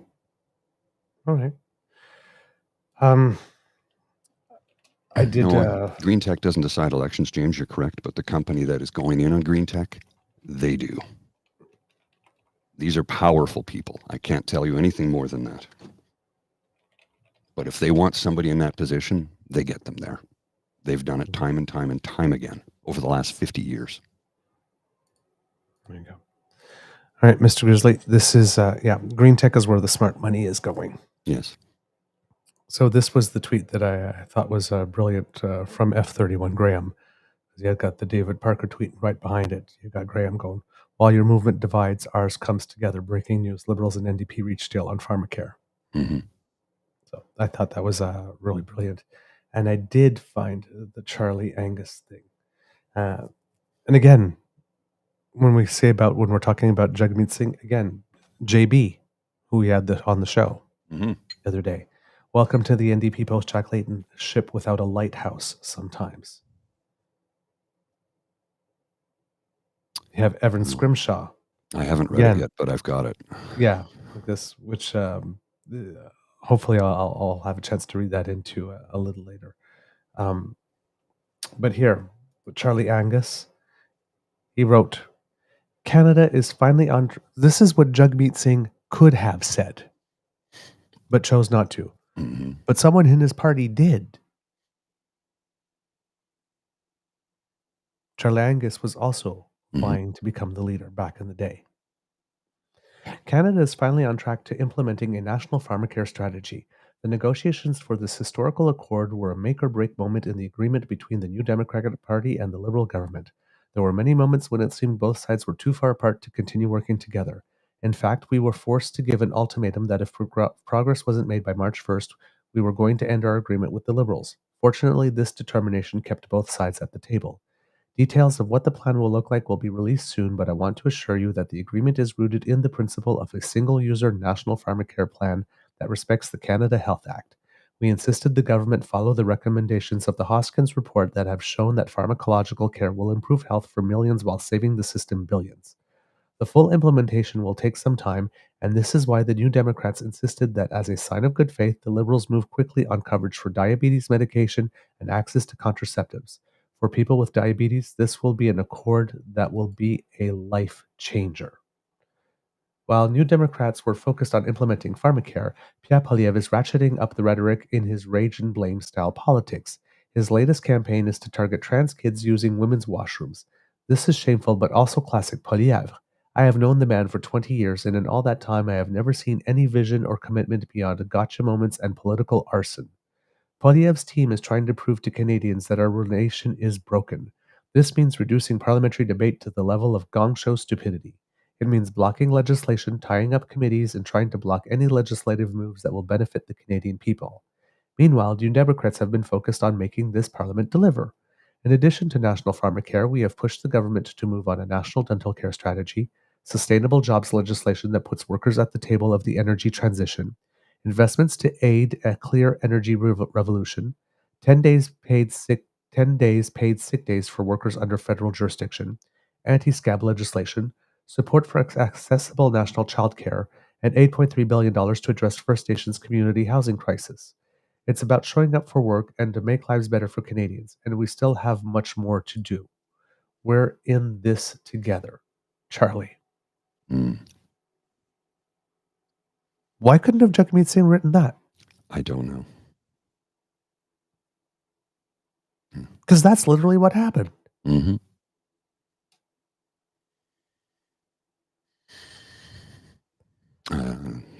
Jagmeet Singh keeps on sailing past every signpost towards statesmanship.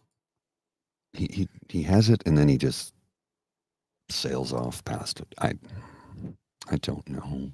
I don't know why. He just continues to do it.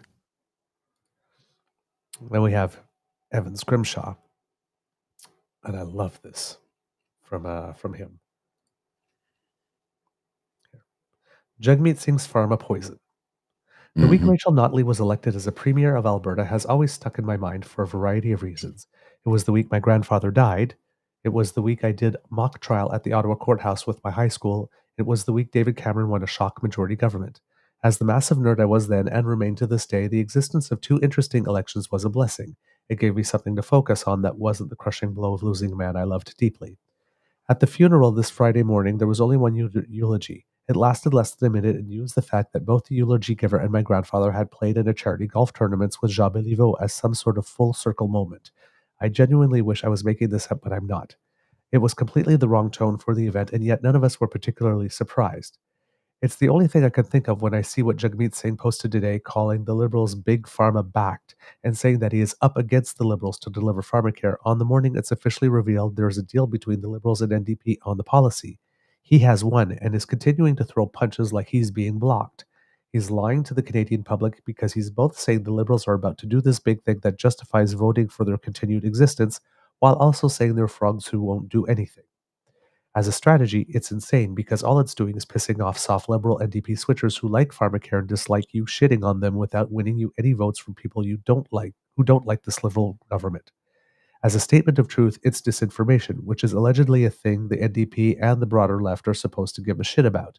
And it's clearly not working because despite 59% of Canadians saying it's definitely time for a new government in this morning's abacus, the NDP are only up a point since 2021 nationally and would probably lose seats if that poll was borne out eyeballing the regionals.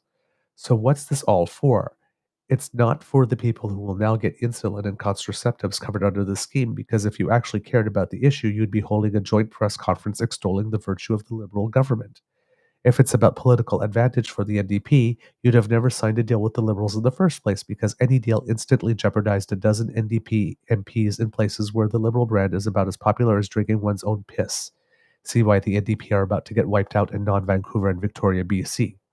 And if it's about the political advantage for the broad left, then Jagmeet would be spending his time attacking the Conservatives. But it's not about any of that, because that's not what the modern NDP is about.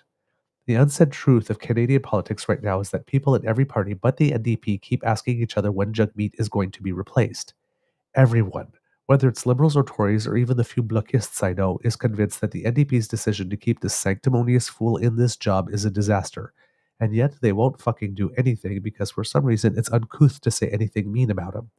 I have respected people in the NDP tacitly admit I'm probably right about Jagmeet, but because of the language I use about him, they won't countenance sharing my various columns saying so in public or share it with others in the party. I'd say it's a cult, but at least cults have a proper understanding of what they're trying to achieve. So let's have an honest conversation right now in the safe space that is the one and only site. Sorry, in the safe space that is one of the only sites that will properly air this out. What in the name of fuck is the point of the NDP if they can't take a win without shitting on the Liberals? Getting the Liberals to a firm place on pharmacare is a legitimate accomplishment that will do a lot of good if they manage to get any provinces on board before Poilievre wins, which is uncertain. I'm supportive of that goal, and I'm glad that the NDP exists as a vehicle to push Liberals left. Once again, I voted NDP in 2021. This criticism is not coming from some true anon nutbag, but from someone who last voted Liberal in 2015. I want the left to govern this country in all its component parts. It's why I want the NDP to win in the 4 Western provinces and why I would have voted for Olivia Chow in Toronto despite generally hating her approach to politics from when she was an MP. Chow has rapidly surpassed all expectations I had for her, mostly because she's willing to deal in a way I was worried she wouldn't be. But instead of following the lead of the successful NDP politicians of this area, we have Jagmeet pretending that everything is fine as everything crumbles around him. The NDP under Jagmeet are a national embarrassment. We have NDP ministers in BC having to reprimand their federal leaders' understanding of housing issues. We have the Alberta NDP considering some form of disaffiliation because his leadership is toxic there.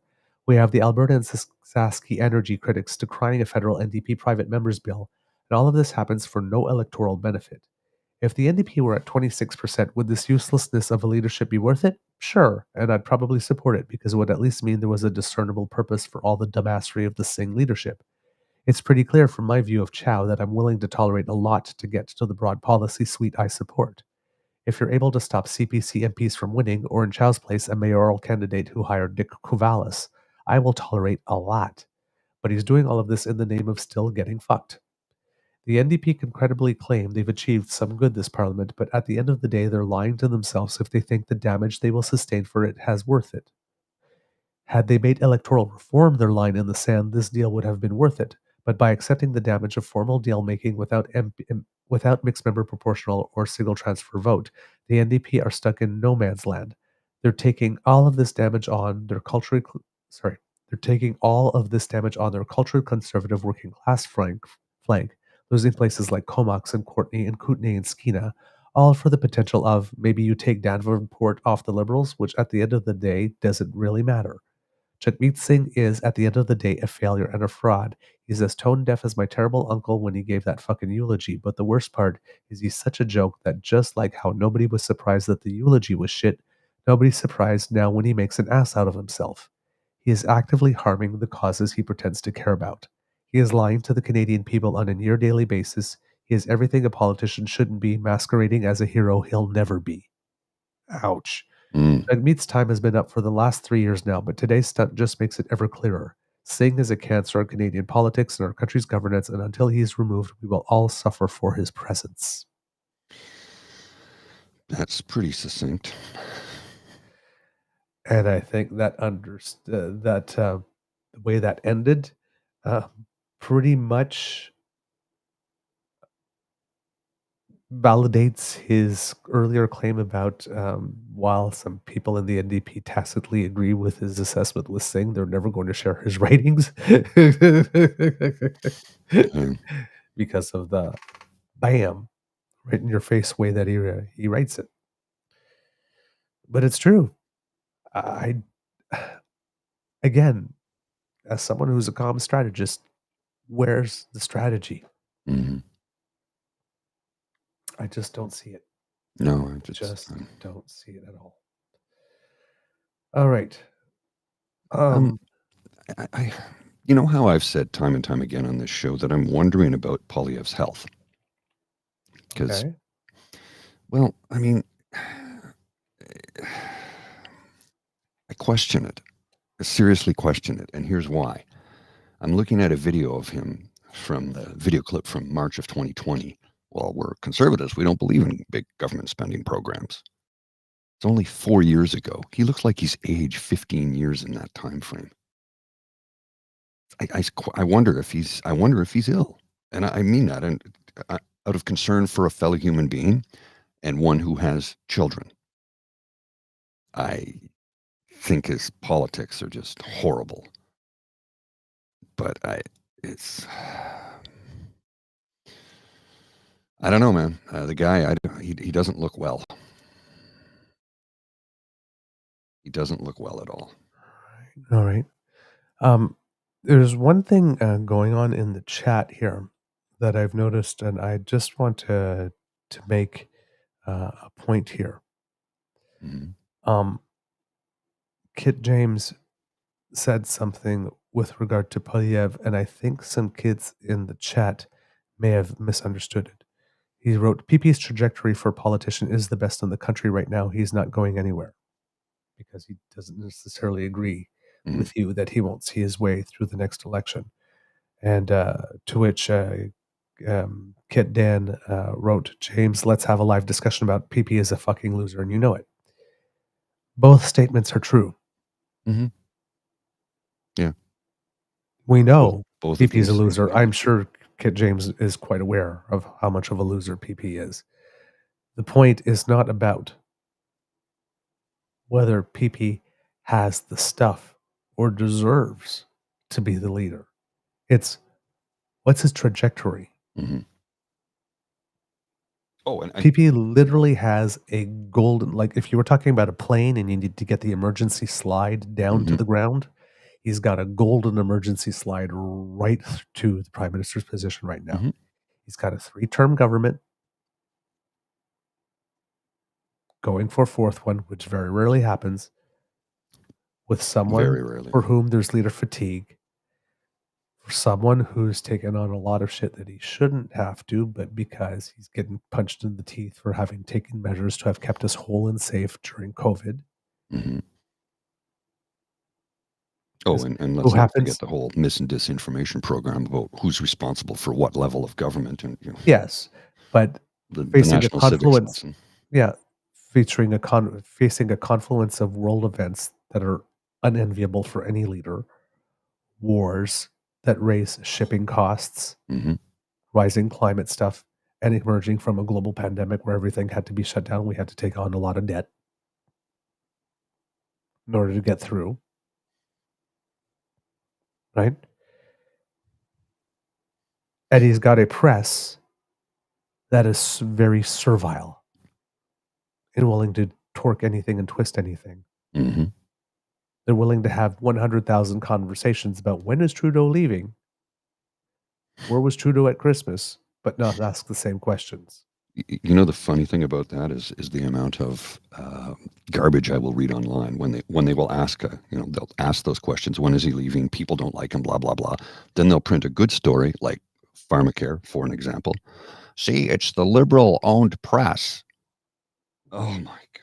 Yes, the press loves Justin Trudeau, which is why they print 6 stories a day about when they think he should step down. They love him that much.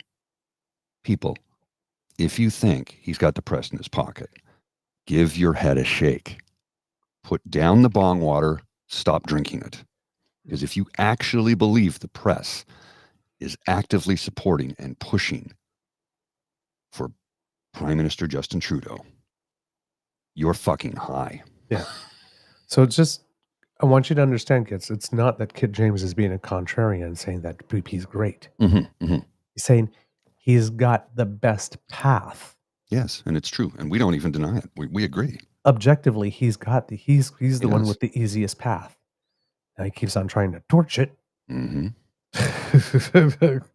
he's got 19 months to go. And our position is that time is not his friend. The more you get to know him, the more you loathe him. And that this shtick that he's doing can't last another 19 months. No, it won't. Like us. And now he's getting into the part where people are starting to ask him how. Or he needs to fill the space with more. Right? When the Liberals started making the announcements on housing, we called it on the show that this was brilliant. Bypassing the provinces was brilliant because there are way more municipalities than there are provinces, which means multiple announcements. JB was on the show, posted on the 23rd, says this is 14 days in a row that Sean Fraser or the Prime Minister has made an announcement on housing of some kind. Yes. There's a reason PP is not talking about housing anymore. He's been crowded off the turf. Yeah, absolutely has. Because he has nothing new to say other than build more dense residential around transit places, and I'm going to punish cities financially for not doing housing the way I want. Yeah, that's what you want as a leader. He literally has nothing else, and bad-mouthing mayors. He's literally got nothing else. He's got nothing else. James wanted to see if we could say something positive about Pierre Poilievre. Okay, I'll give you one. He has a really good comms team. That's as close as I can get to saying anything positive about him. He has a really good comms team. That is objectively true. The only positive thing I can say about him is that there was a time that he was a very, very, very good constituency MP. Oh, was he? Yeah. When he first that's why he kept on getting elected for the last 6 years, 6 terms. Yeah, that's why he's been coasting. The first, I think, 2 or 3 terms, he really, really worked. Okay. His constituency. I mean, you have to understand, this man has one legislative accomplishment in 20 years. Yeah. He sponsored only 6 bills in 20 years, only one of which got passed, which was his Elections Reform Act, which got his party tanked. Yes. Eventually. So in 20 years of service, he keeps on saying after 8 years of Justin Trudeau, after 20 years of Pierre Poilievre, he's done we nothing. have one bill that passed. That's it. And brought his party. That's all he's accomplished. So he had to have been doing something else over those last 20 years. So yes, the first few terms, he was a very, very, very good constituency MP. You could hear it from everyone like this. And that's why now he never has to work. He just gets, because he's still coasting on those fumes. That's why you got this Bruce Fanjoy guy. I guess who you keep on seeing on Twitter, like this every day, just going door knocking, 2 years ahead of it, 3 years ahead of it, doing all the groundwork because he needs to convince people, because he knows that that's baked in. He knows it's baked in. Pierre was at one time a very, very, very good constituency MP. But he's been coasting for the last few years for sure. Yep, absolutely. All right, Mr. Grizzly. For you, sir, that you I have a clip for you, and this is the part where I said it's going to get dark. Oh, I know what this is about. Yes. This is from our friend, our Nate friend Pike. Nate Pike From the Breakdown, Alberta. Yeah, from the Breakdown. You need to watch this episode, kids, particularly if you're from Alberta, because he does open on the healthcare thing. And he works completely, yes, he's completely beside himself that the UCP is already on the record as saying that they want to opt out, but they want to opt out with compensation, the thing that Quebec often does, right? They're saying, like, he's basically saying, you guys could even manage to buy Tylenol. Well, now you want us to give you the money to manage people's coverage for insulin contraceptives? Yeah, no. But the thing about this show is the way that it ended. Kids and Cups, the last caller. I got to put the sound on here. We've been saying for a couple of weeks now that Danielle Smith's transgender guidelines thing, that's not even a bill yet because she plans to introduce it in September, would result in blood on hands. Let's have a look. That you want to weigh in at towards the end, by all means, please do. But we have a new speaker tonight, and I actually was in the background sending a message. No, please get them to come back. So I want to make sure that I give them the space to say whatever it is that they want to say, because I received a message saying that this person did have some things that they wanted to raise. So all of that being said, I'm very excited to welcome to the show, I believe, Dr. David Keegan. How are you doing tonight, sir? And this is where we do the first timer thing where I say, you got to hit the little unmute thing on the bottom left-hand corner of your device. Perfect. Can you hear me now? Yeah, we can. How are you doing, sir? Okay, I guess. Okay, well, that's restrained. Let's find out why. I got a message saying that you had some things that you wanted to share. I believe. I mean, it's been a breakneck day at the breakdown here today, but I believe that you were a speaker at an event in Edmonton, and so I'm going to open up the floor, and it's all yours. Hi. So thanks very much. It's late, and it's been a horrible 2 days. The short version is 2 nights ago, 2 members of the Calgary Police Service came to my home and asked to come inside and speak with me. And that's when I learned that my trans nephew had died by suicide. As a rational person, as just a person in our world, and also as a family doc, I sort of figured and thought there's a reasonable chance that these horrible policies that were unveiled in that disgusting video by Premier Smith probably didn't help. And yesterday, I learned that they not just didn't help, that they were a contributing cause, that my trans nephew had been worried for quite some time and actually had messaged me in the past about concerns about the growing trans hate in the United States and in Canada, but that specifically he was very scared and felt quite isolated as a direct result of Premier Danielle Smith's unveiling of her planned policies. And so I'm from Calgary, also known as Mackinsis, the traditional territories of the people of the Blackfoot Confederacy, as well as Métis Nation of Alberta, Region 3, and near the people, the Goodstoney people. I'm in Edmonton now, though, because I have to go clear out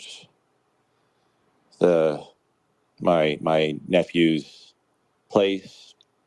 I have to work with the Edmonton Police Service, the medical examiner's office, and so on, to navigate the death by suicide of my nephew.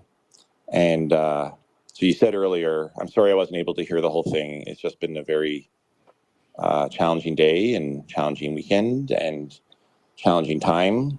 But I heard you say earlier, you know, it's only a matter of time before kids get harmed as a result of Danielle Smith's.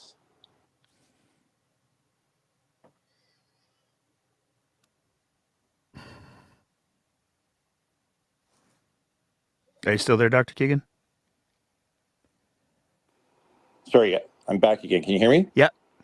Okay, sorry, my phone just went to the homepage thing. Sorry, and then that shut it off. Sorry about that. It's all good.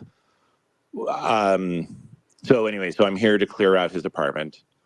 The reason he's dead, well, it's complex, but a direct contributing factor was the announcement by Premier Smith. And so you said earlier in the show, it's only a matter of time before some people die as a result, get hurt as a result of her policies that she unveiled. And my nephew was 37, so not a kid or a teen anymore. Mm-hmm. But still, we now have at least one person's death, which we can directly draw a line to Premier Smith and the kind of hate that she and Pierre Poilievre and their ilk are promoting. I also blame or think other people are accountable are all of those, every single UCP MLA who's sitting in caucus, who was quite happy to let their leader choose hate, choose cruelty. Because remember, it was something like 10 years ago or so when she stood up as a member of the Wild Rose Party and talked about the need actually to protect and provide opportunities for people who are trans. And she took a libertarian framework or perspective on it, as I recall. And yet here she is now spewing hate, pretending to care when actually unveiling a horrible series of things which are setting back not just trans rights, but actually the rights of children to learn about their own bodies and sexual health. It's the most regressive set of such policies any of us have seen in Canada. Sadly, they're not the most regressive in the world, but boy, they're trying to get there. And this was all deliberate. She's not ignorant. She knew 10 years ago what the right thing was. She's chosen cruelty. She knows and knew that people would be harmed, that people would die, and now she's got what she planned. There's no way a premier can unveil that set of things, that set of restrictions and prejudices, and pretend to know or pretend to think that people won't get hurt. She knew this was going to happen. She knew it. And all I'm doing is just saying she got what she planned. My nephew's death. I'm so sorry, sir.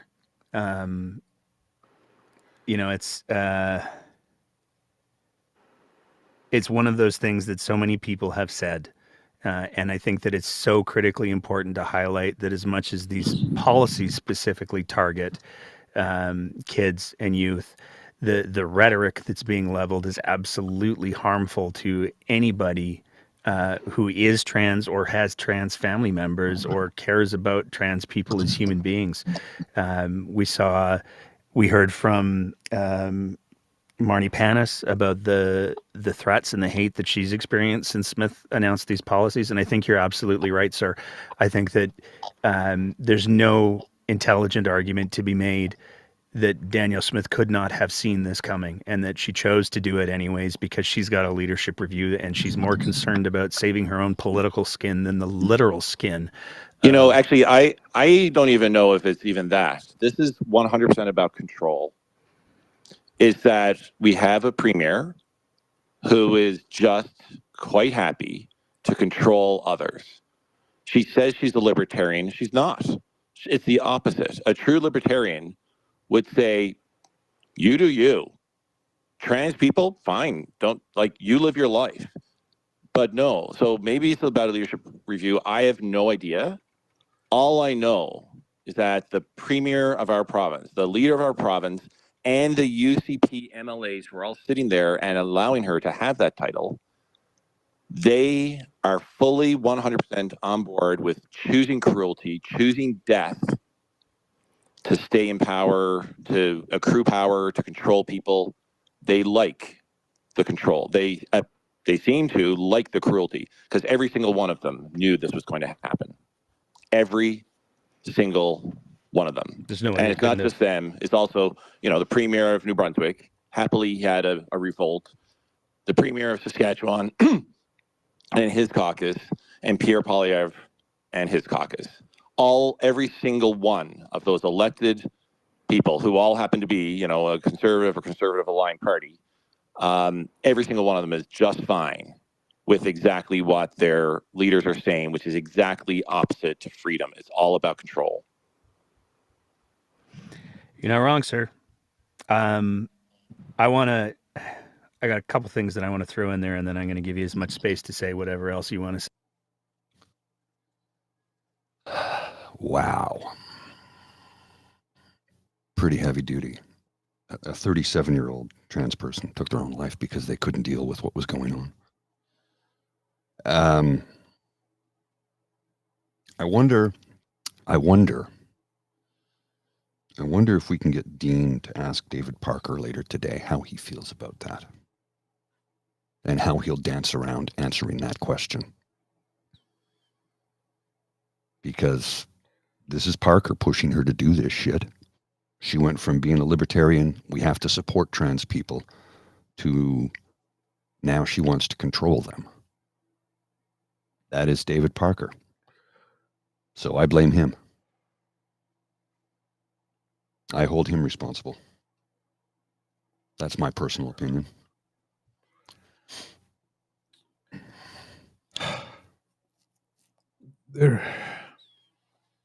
Yeah.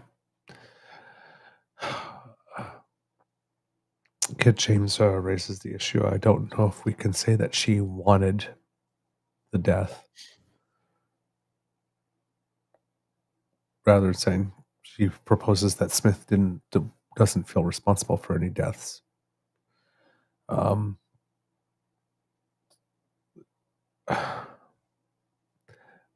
I can't give that latitude. No. I can't give that latitude. When you introduce that type of policy, you know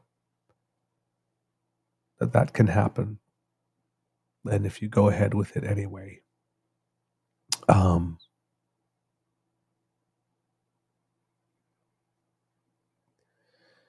I don't know how you go ahead with it anyway and say you don't want that outcome. Yeah, exactly. I'm not saying that she woke up that morning and saying, I want trans people to kill themselves and this is how I'm going to accomplish it. Yeah, I don't think it was a conscious thought like that. Well, after all, PP's her puppet and she's Parker's puppet. I hope it wasn't that. But I don't think it was. But as the point was brought out when she was talking about the bill, she said, in the cases where there are some parents that don't do right by their children, we have the law and all that kind of stuff. And somebody made the point, she's proposing that this will be something there after the children get hurt. Yeah, how's that helping? But nothing to prevent them from getting hurt in the first place.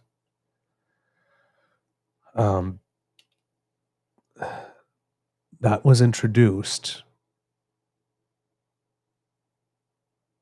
in a way such that there was nothing offered as support to the community who might have been felt abandoned as a result. And that was the starting premise for all of it, was that all parents love their children. And in the case where they don't, well, we have other stuff for that. And was rather cavalier, to say the least, about the possibility that something would happen. So I can understand how someone can turn around and say, well, it's not like she wanted it, but it's not like she wasn't aware that it could happen. It's not like people didn't tell her, and it's not like she didn't go ahead with it anyway. Mm-hmm. So I guess it was a risk she was willing to take. She gambled with lives and she rolled the dice. I guess she was hoping it wouldn't happen. Coulda, woulda, shoulda. But she didn't do anything, didn't put any guardrails or anything to make sure that it didn't. And that is on her. I saw another kid say, I knew this was going to happen. I didn't think it was going to happen so soon. I did.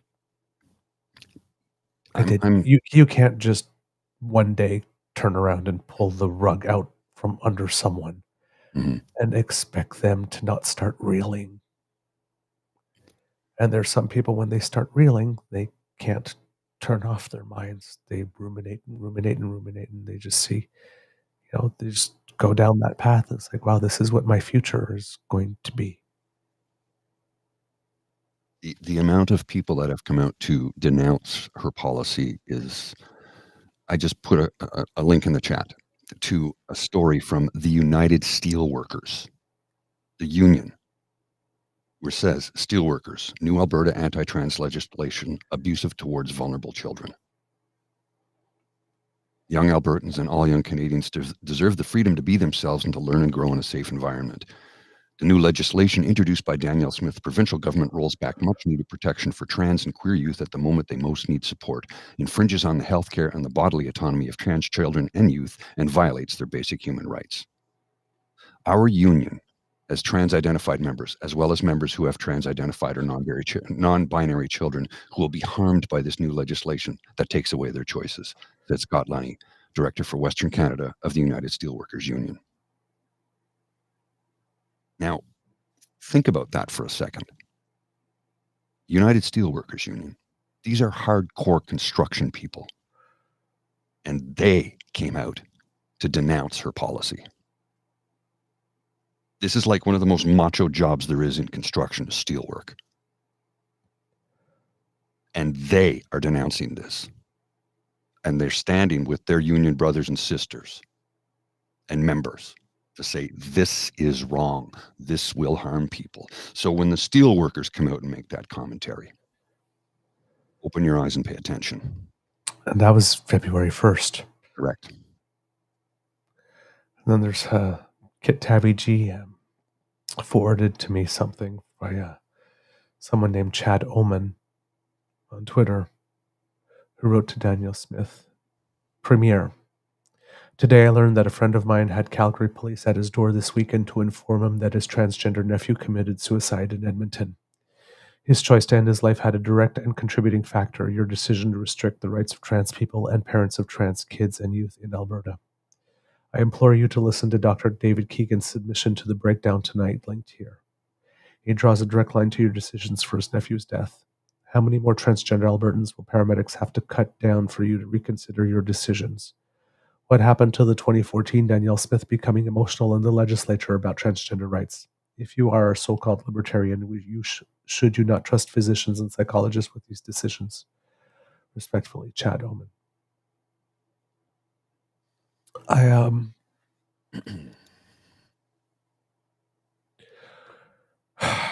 Yeah, Cassie. And then, meanwhile, David Parker and his friends got enough people to sign a petition for Westlock, Alberta to remove their Pride crosswalk, as well as a couple of other things that happened in Westlock. There is my community is being scapegoated. Yeah, of course. We are seen as attacking us is seen as the express ticket to power.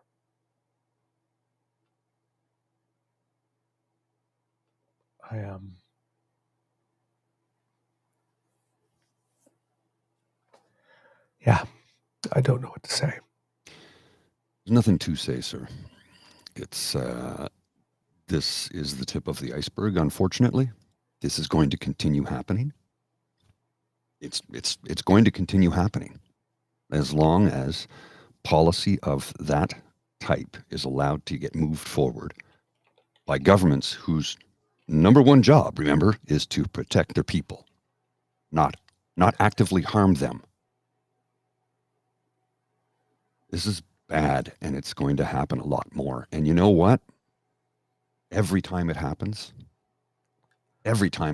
we need somebody to do what that gentleman just did and call into a show and make the information knowledgeable and public for everybody to know and understand what happened and why. You hold the government responsible for the things that they do that harm people, period.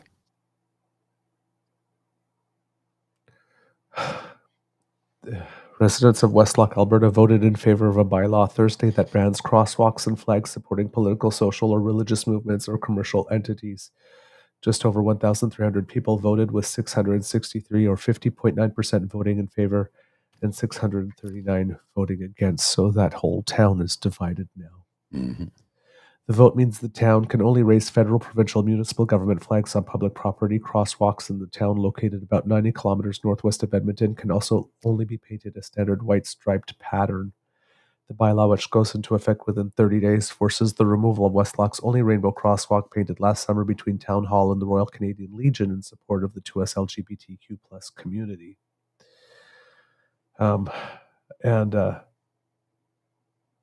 The motion banning flags also prevents things like Indigenous groups from flying their flags. Mm-hmm. Yeah.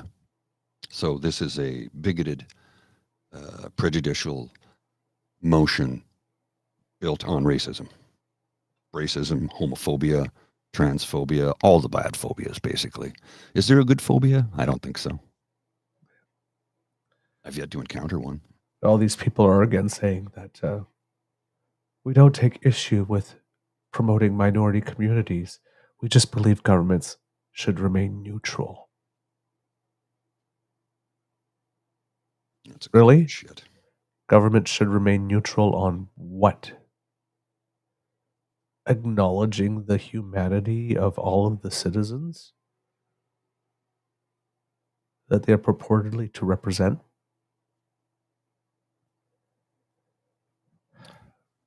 There is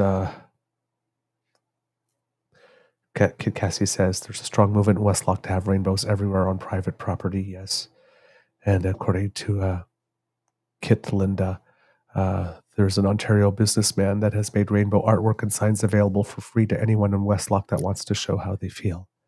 Yeah. And again, that vote out of 1,300 people, 663 voted for, 639 voted against. It passed by 0.9%. So that's complete division. Complete division in that town. Yeah. Wonder when Poilievre or Smith will make a comment about it. Oh, that's right, they won't. I'd love to see them get asked it, though, and then see what happens.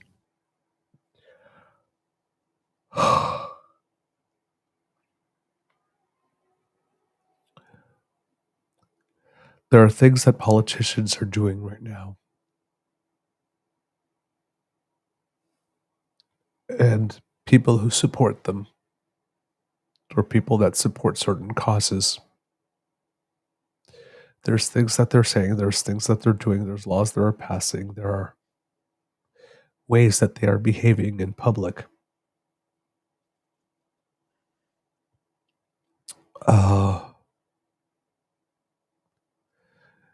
That they think, believe, advances a cause. Whatever it is, whether I support the cause or not. Mm-hmm. But also has consequences on other people. And we seem to be at a very selfish stage where my cause entitles me to do or say or pass whatever legislation I want, and if there's consequences on other people, oh well. They had it coming, or they weren't tough enough, and that's one of those reasons, for example, I'm having problems, I can't be totally happy with what's happening within the conservative movement with the way that David Parker is using Jenni Byrne, because speculating about whether people are being unfaithful in other people's relationships can destroy relationships. Taunting someone because of their alleged alcoholism in public is certainly not a way to help them remain off the bottle if that's something that they're trying to do.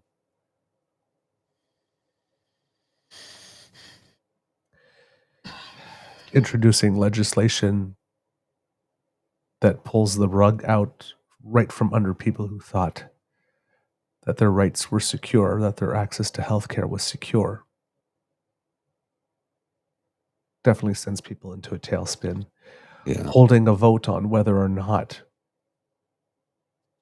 the place where we live should respect the inherent humanity and dignity of every single person in the community, and seeing that vote go no. There are some among us who we don't have to respect.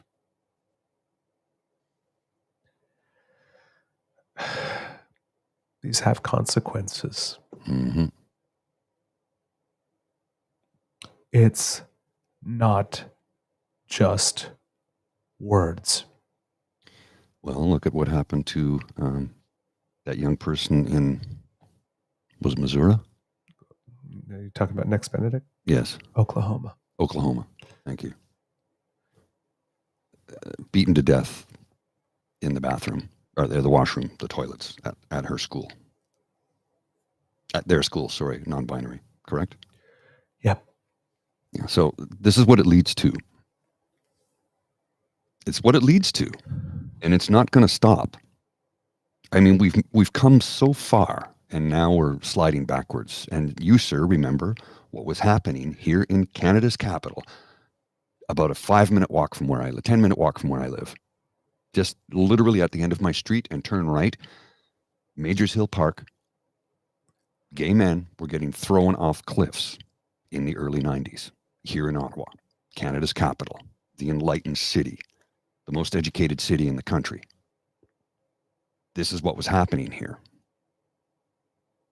We've come a long way since then, but we're sliding backwards, and we cannot allow this. We cannot allow this. We need to take it to these politicians who are coming up with programs and legislation such as this and let them know you're going to get people killed. You just did. And it's not going to stop. You are ginning up hatred in people. You are rage farming. And that rage is getting people killed. And people will take their own lives, such as this person's trans nephew did. And it's not going to stop until we pull these politicians out of their positions of power and change the legislation that is not harmful. Democracy is something you do. Let's damn well do it. Let's do it together, because we cannot allow for hatred to be legislated, because that's what it is. And it's wrapped up in a tidy bow with the soft music and the lighting, the way Mr. Nenshi talked about. I was hopeful, you know. It had the soft music and the soft lighting. She had the nice tone, and then we heard what she had to say, and realized that this is not going to help people. It's going to harm them. There's a thing that I keep on saying. It's a rule of life that I have, that every single person on this planet, no exceptions. Mm-hmm. Doesn't matter how awful you are, is deserving of a minimum of respect, just by virtue of the fact they exist and breathe the same air and share the same planet you do. Everything else from that point on is earned. But there's an entry level amount of respect that everyone deserves for just existing. Mm-hmm. Because everybody has a soul and everybody has an essence and everybody has a certain authenticity. And then things happen in life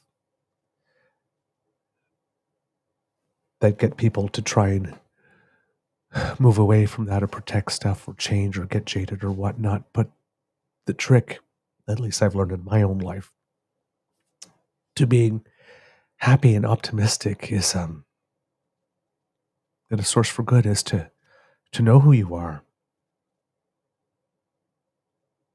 who your true authentic self is, and know what kind of person you want to be. And then live according to that. And when people try to do things to you, or when life happens to you, you have a terrible experience. It's, yes, to learn from that experience so that you can continue going about your true being, your true and authentic self, but in a manner that's a little wiser, or more learned, or less naive. But to not let it jade you or make you hard. I am a very loving person. Mm-hmm. There are things in my life where my love and my trust have been betrayed. I could have put a wall around my heart and my emotions saying nobody's going to get in. And there was a time I did that. There was a time where, my life philosophy is that you can trust nobody except yourself. So always keep that distance and don't let people in.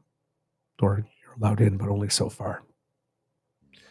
And I will never ask anybody for help because, well, that puts you in a sense of obligation or debt. And that worked for me for a while. Mm-hmm. Relying completely on myself, and it worked for a while until it didn't. And when it did it, I ran right into a brick wall. And it hurt. It hurt a lot. And I was in a bad place because I had tried all the things that I knew how to try that had worked for me before. Mm-hmm. And they weren't working. And a friend of mine, who I love very much, who is now a Buddhist monk. Wow. Yeah. Taught me about forgiveness. And taught me that forgiveness is a gift you first give to yourself.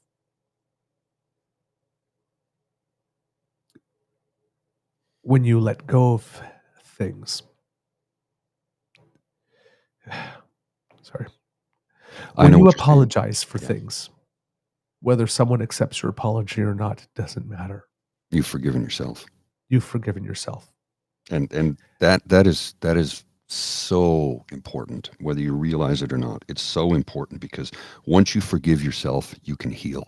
And whether they accept, whatever, whether you are able to pave over whatever it was or rebuild the bridge or whatever the case is, that's irrelevant. Once you forgive yourself is when you can heal properly. And you need to be able to do that.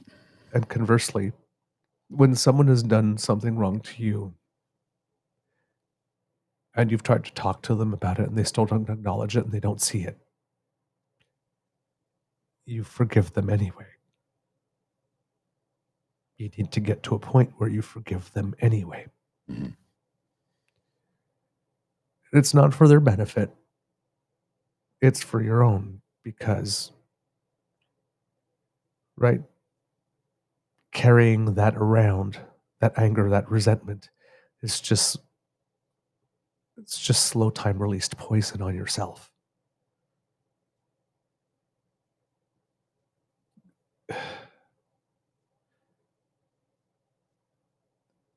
Forgiveness is a gift you first give yourself. It allows you to unburden yourself from stuff that you did that was wrong and that you acknowledge and you want to change. And it also unburdens you from carrying stuff that other people tried to put on you. Mm-hmm.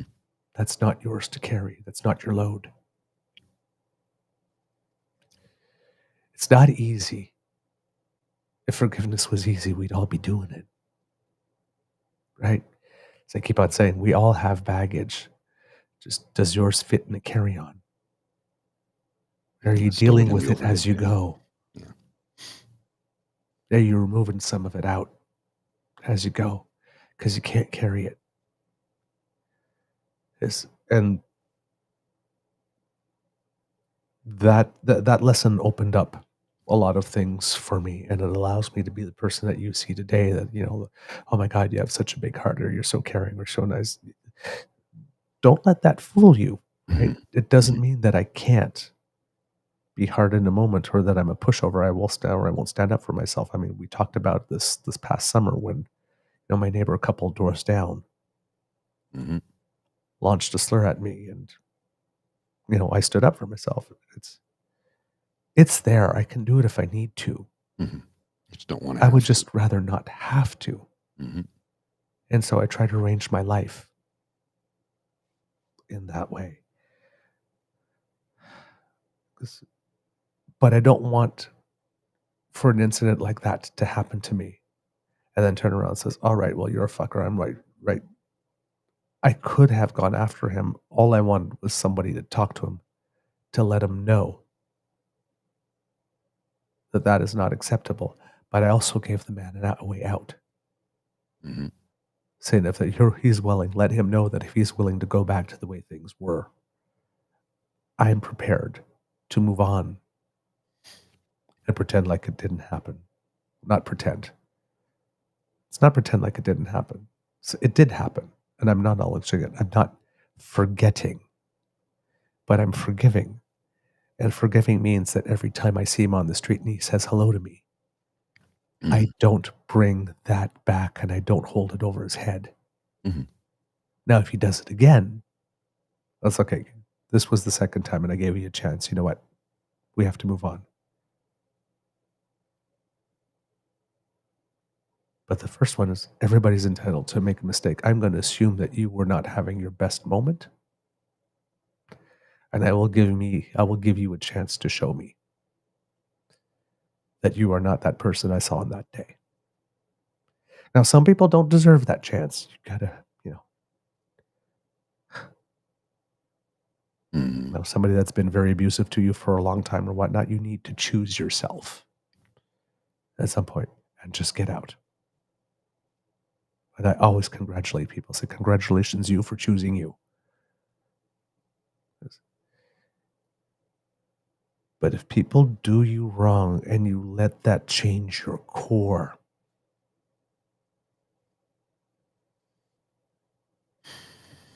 you might have to change the way that you enter situations. You have to be more cautious about stuff, like this. But if you let it change, and that's just living life smarter. But if you actually let it change who you are as a person, moving away from what your light is, they win. They've got a hold on you.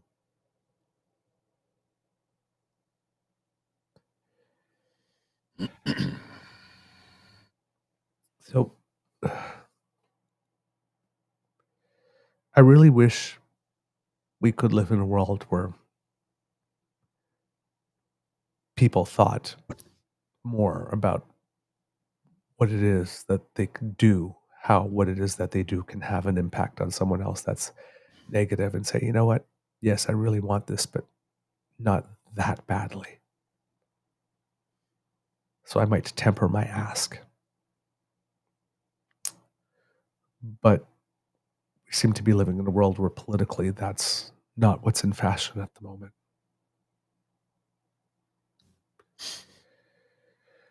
So we are going to keep on seeing incidences of this.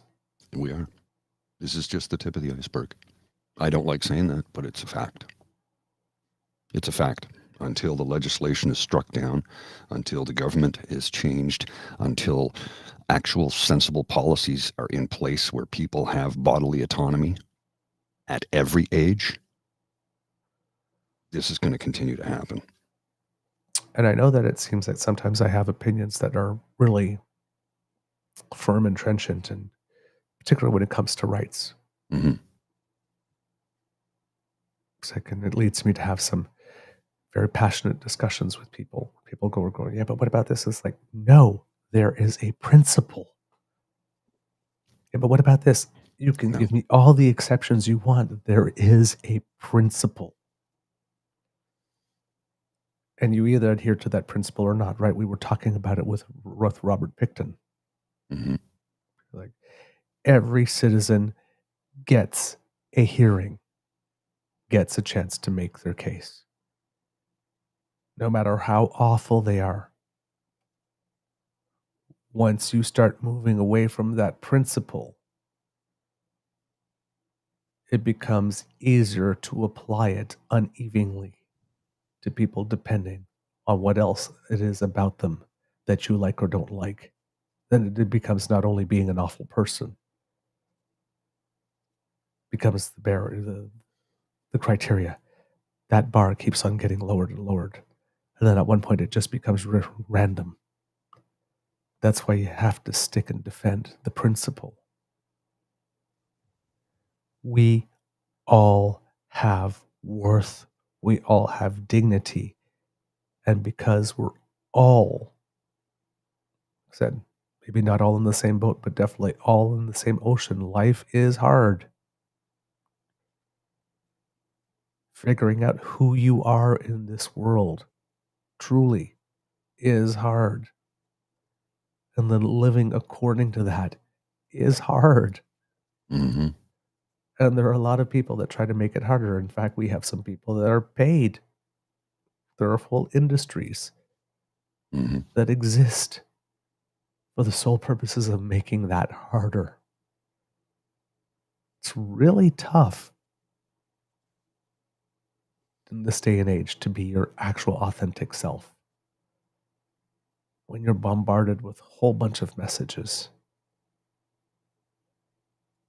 about who you should be or what other people are. And a lot of these are gross distortions. Life is hard.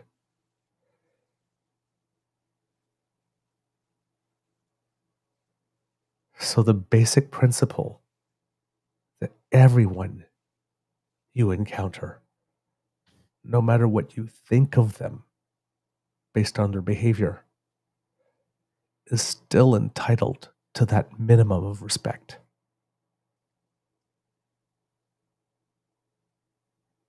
The basic respect all of us want when we just show up. That minimum, that entry level. And nobody should be denied it.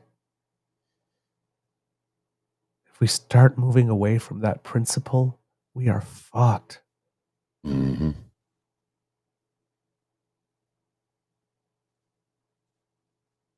It's when I say democracy is something that you do, and sometimes you got to put your body into the game. These are not just slogans. Lives depend on it. Lives depend on it. Well, here's something you may find might lift your heart and soul a little bit, sir. Jody Stonehouse to run for leadership of Alberta's official opposition NDP. I have a video clip. It's about 45 seconds. I'm going to show you this because I think this will make you feel a little bit better. Maybe.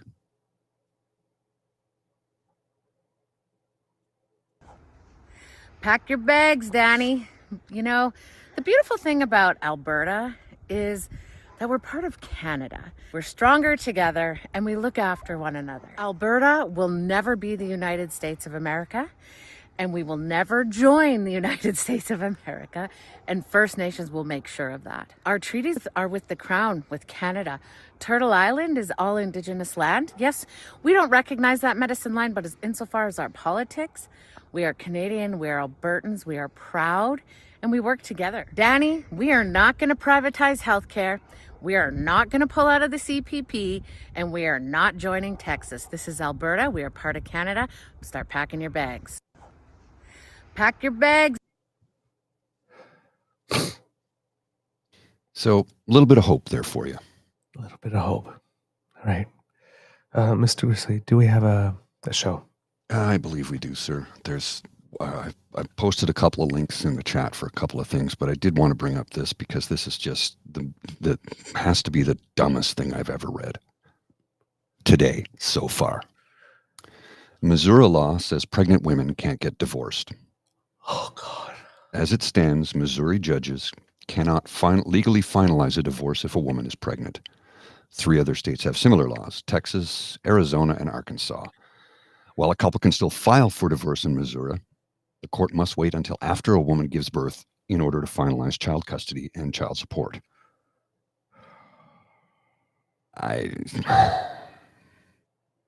The Handmaid's Tale is not a fucking manual. Jeez. Yeah. Oh, God. All right. Kids and Cubs. That's the episode of this that's the episode. The end of this episode. That's the end of this episode of the Daily Beaver Morning Show. We hope that you love listening to us because we love making this for you. Remember that sharing is caring and word of mouth is priceless. So please share this with your peeps and poops. If you would like to make sure that you do not miss an episode, you do not have to, thanks to the Ray Girl. She sponsored our pod page, and if you scan that QR code under my chin, that will bring you directly to our site. If you're listening, that's podpage.com/The True North Eager Beaver, lowercase letters with a hyphen between each one of those words. And when we have something fresh off the bandwidth, it will come directly to you. Apologies for those who had been waiting for Thursday's or Friday's show over the course of the weekend. With the cold, I just took some time for self-care, but they are up now, I believe. Mr. Grizzly, if I'm not, I have one more. I have Fridays to post. Yeah, Fridays up. Okay, Thursdays is up. If you would like to support us in other ways, make like Kit Elaine and go to our YouTube channel. True North Eager Beaver Media, and click like, share, and subscribe there. That helps us out a lot. And if you'd like to help us out in other ways, the QR code by Mr. Grizzly's head there brings you to our coffee page and the Beaver Lodge Emergency Hydration Fund. That's coffee, ko-fi.com/eagerbeaver, lowercase letters, all in one word.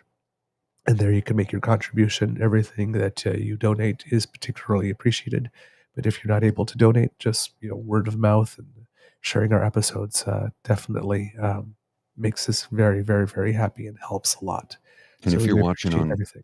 If you're watching on any one of a number of Twitter platforms or Facebook, because we're on a bunch of platforms, or even Twitch, you can scan that QR code next to my head, and that will take you directly to our YouTube page where you can join in the chat with the rest of the damn fam if you so desire. Here you go. Because democracy is something that you do.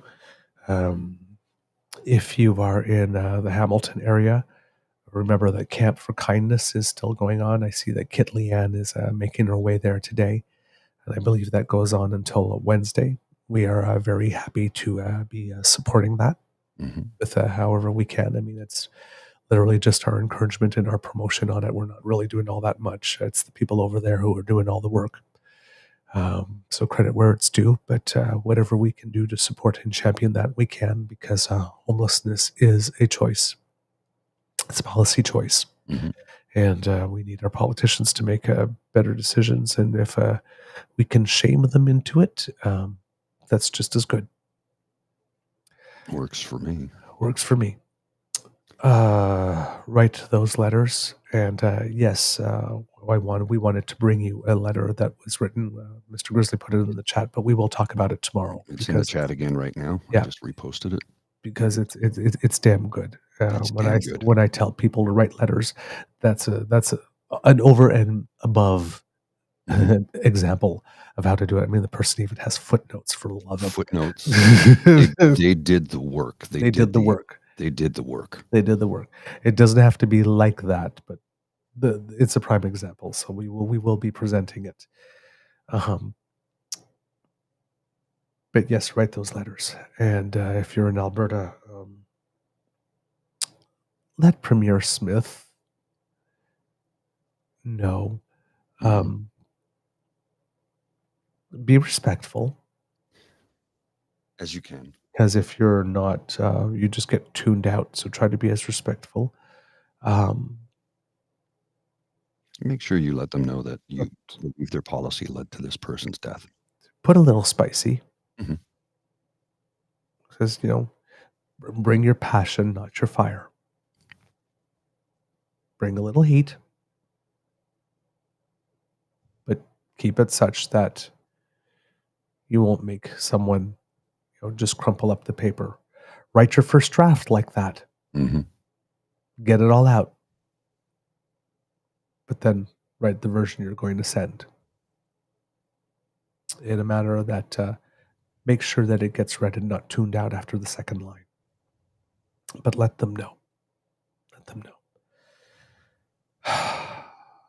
Mr. from the Beaver Lodge, this is your Eager Beaver saying it could be a tough world out there, so please be kind to and gentle with yourself. Mr. Grizzly, do you have any words of wisdom, please? I'm kind of exasperated, as I always am, but it's policies that are designed to harm people, which is what this policy of Danielle Smith that she's brought forward. It's designed to harm people, plain and simple. And it robs me of being kind to people because I'm angry and pissed off. And, I always preach kindness and I'm a pacifist, but some days you just want to punch somebody in the face. Don't do it. Do not do it. But it's okay to feel that way. Just don't act upon it. I would suggest you go to the gym and hit a punching bag, or ride a bike, or go for a walk or a run. Get your anger out however you must, but don't harm anybody in the process. And then channel your anger into energy that you can use to make change. Write your MP, your MPP, your MLA. Write them. Tell them that you're pissed. Tell them why you're pissed. And tell them that this cannot stand in a country of Canada in 2024. All right, Kit Cassie, please give a big hello to your cowboy from us as you lick the button. But Kit James Douglas, if you feel your nipples tighten in the next 5 minutes, that's just me sending good vibes. Y'all are wonderful, kids. Y'all are wonderful. Mr. Grizzly, please cue the rooster. You are listening to a True North Eager Beaver Media Incorporated podcast. The True North Eager Beaver podcasts are proudly brought to you by our founding sponsors, the Misfit Mysteries from Corvid Moon Publishing, your source for science fiction, fantasy, and cozy mysteries featuring a broad diversity of characters, CanadianTarot.com, their uniquely Canadian online eclectic tarot community, and the Peppermaster, hot pepper sauces made from farm-fresh ingredients to thrill your taste buds and expand your mind.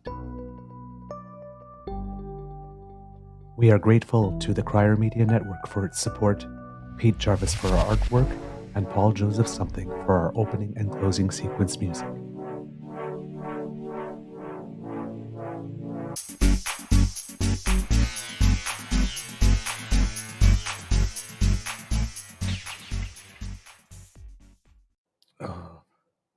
We have Kit James in the chat who also says that I think he's managed to book David Parker as well. So, I mean, like I said, good luck to you guys who are doing that. I hope that you have good interviews. I know some people are wondering, like I said, I even wonder about the benefit of having it all, but having them on. But I know that Dean and James don't let statements go unanswered because there's a difference between, softball interviews and actually challenging people. So I'm sure that that will happen. I don't know how productive a use of time it is. I wouldn't look at. If you were to have him on this show, I would just have to be strictly a producer because I would not be able to be as calm as you can be. I would be screaming my head off at him. I'm telling you that right now. Keep in mind, folks, I'm not a journalist. I'm not a reporter. I'm not a writer. I'm just a guy who worked in construction for 29 years. Now works in an office, who has a microphone and a voice and can sometimes get loud. And I have extreme privilege because, cishet white male. I need to put that to use to make change for better. And when a shit gibbon like David Parker says and does the things he does to affect legislation in the province of Alberta that brings harm to people, I can't be quiet about that. And I won't be nice about it. So no. If he's ever on this show, I will be a producer only. I will not comment because it would not be constructive. Yeah. My thing is, like, there's part of me that would want to have him for the same reason James does, let's have a conversation and let me point out a couple of things and see if you can handle them. But there are other people doing that and they're better at it than I am. Mm-hmm. So, I think I'm going to leave that to them. And maybe that's why you won't see people like this on this show. It's not a personal thing. I just think that maybe it's not my skill set. There are people that do it better. Kit Toronto Dan says to watch, what show is it, Toronto Dan? Remind us again on March 8th, because Mike Schreiner, the leader of the Green Party, will be on. And Toronto Dan is participating in that show, I think, as either co-host or co-interviewer on that one. So, and I think it'll be his first interview. So that'll be fantastic. Well, I'd like to get Mike Schreiner on here, but I'd also love to get Merritt Stiles on this show if we could. Yes, as well. And we'll work on that. And I'm going to be reaching out to the PM's office to see if we can get him to join us at some point in time for a beer. Okay. It's a Neil Matheson show on YouTube on March 8th for Kit Dan. So keep reminding us of that, and we'll keep promoting it on this to remind our viewers to check it out. Mr. Grizzly, I did finally find the mashup. Yeah, it does look like Max Fawcett. Indeed, hey? So it was a parody account for Pierre Poilievre. So I said to David Parker, David, real men are all going to my barber for a makeover. I mean, look at me now. So David did, and now he's jacked. Beat them off, David. Beat them off with a stick. And it's sort of like, I don't know. David kind of looks like Max Fawcett there. And there's one other thing that I said to you, Mr. Grizzly, that might actually lighthearted lift. Lighthearted, because yeah. The one fabulous duck.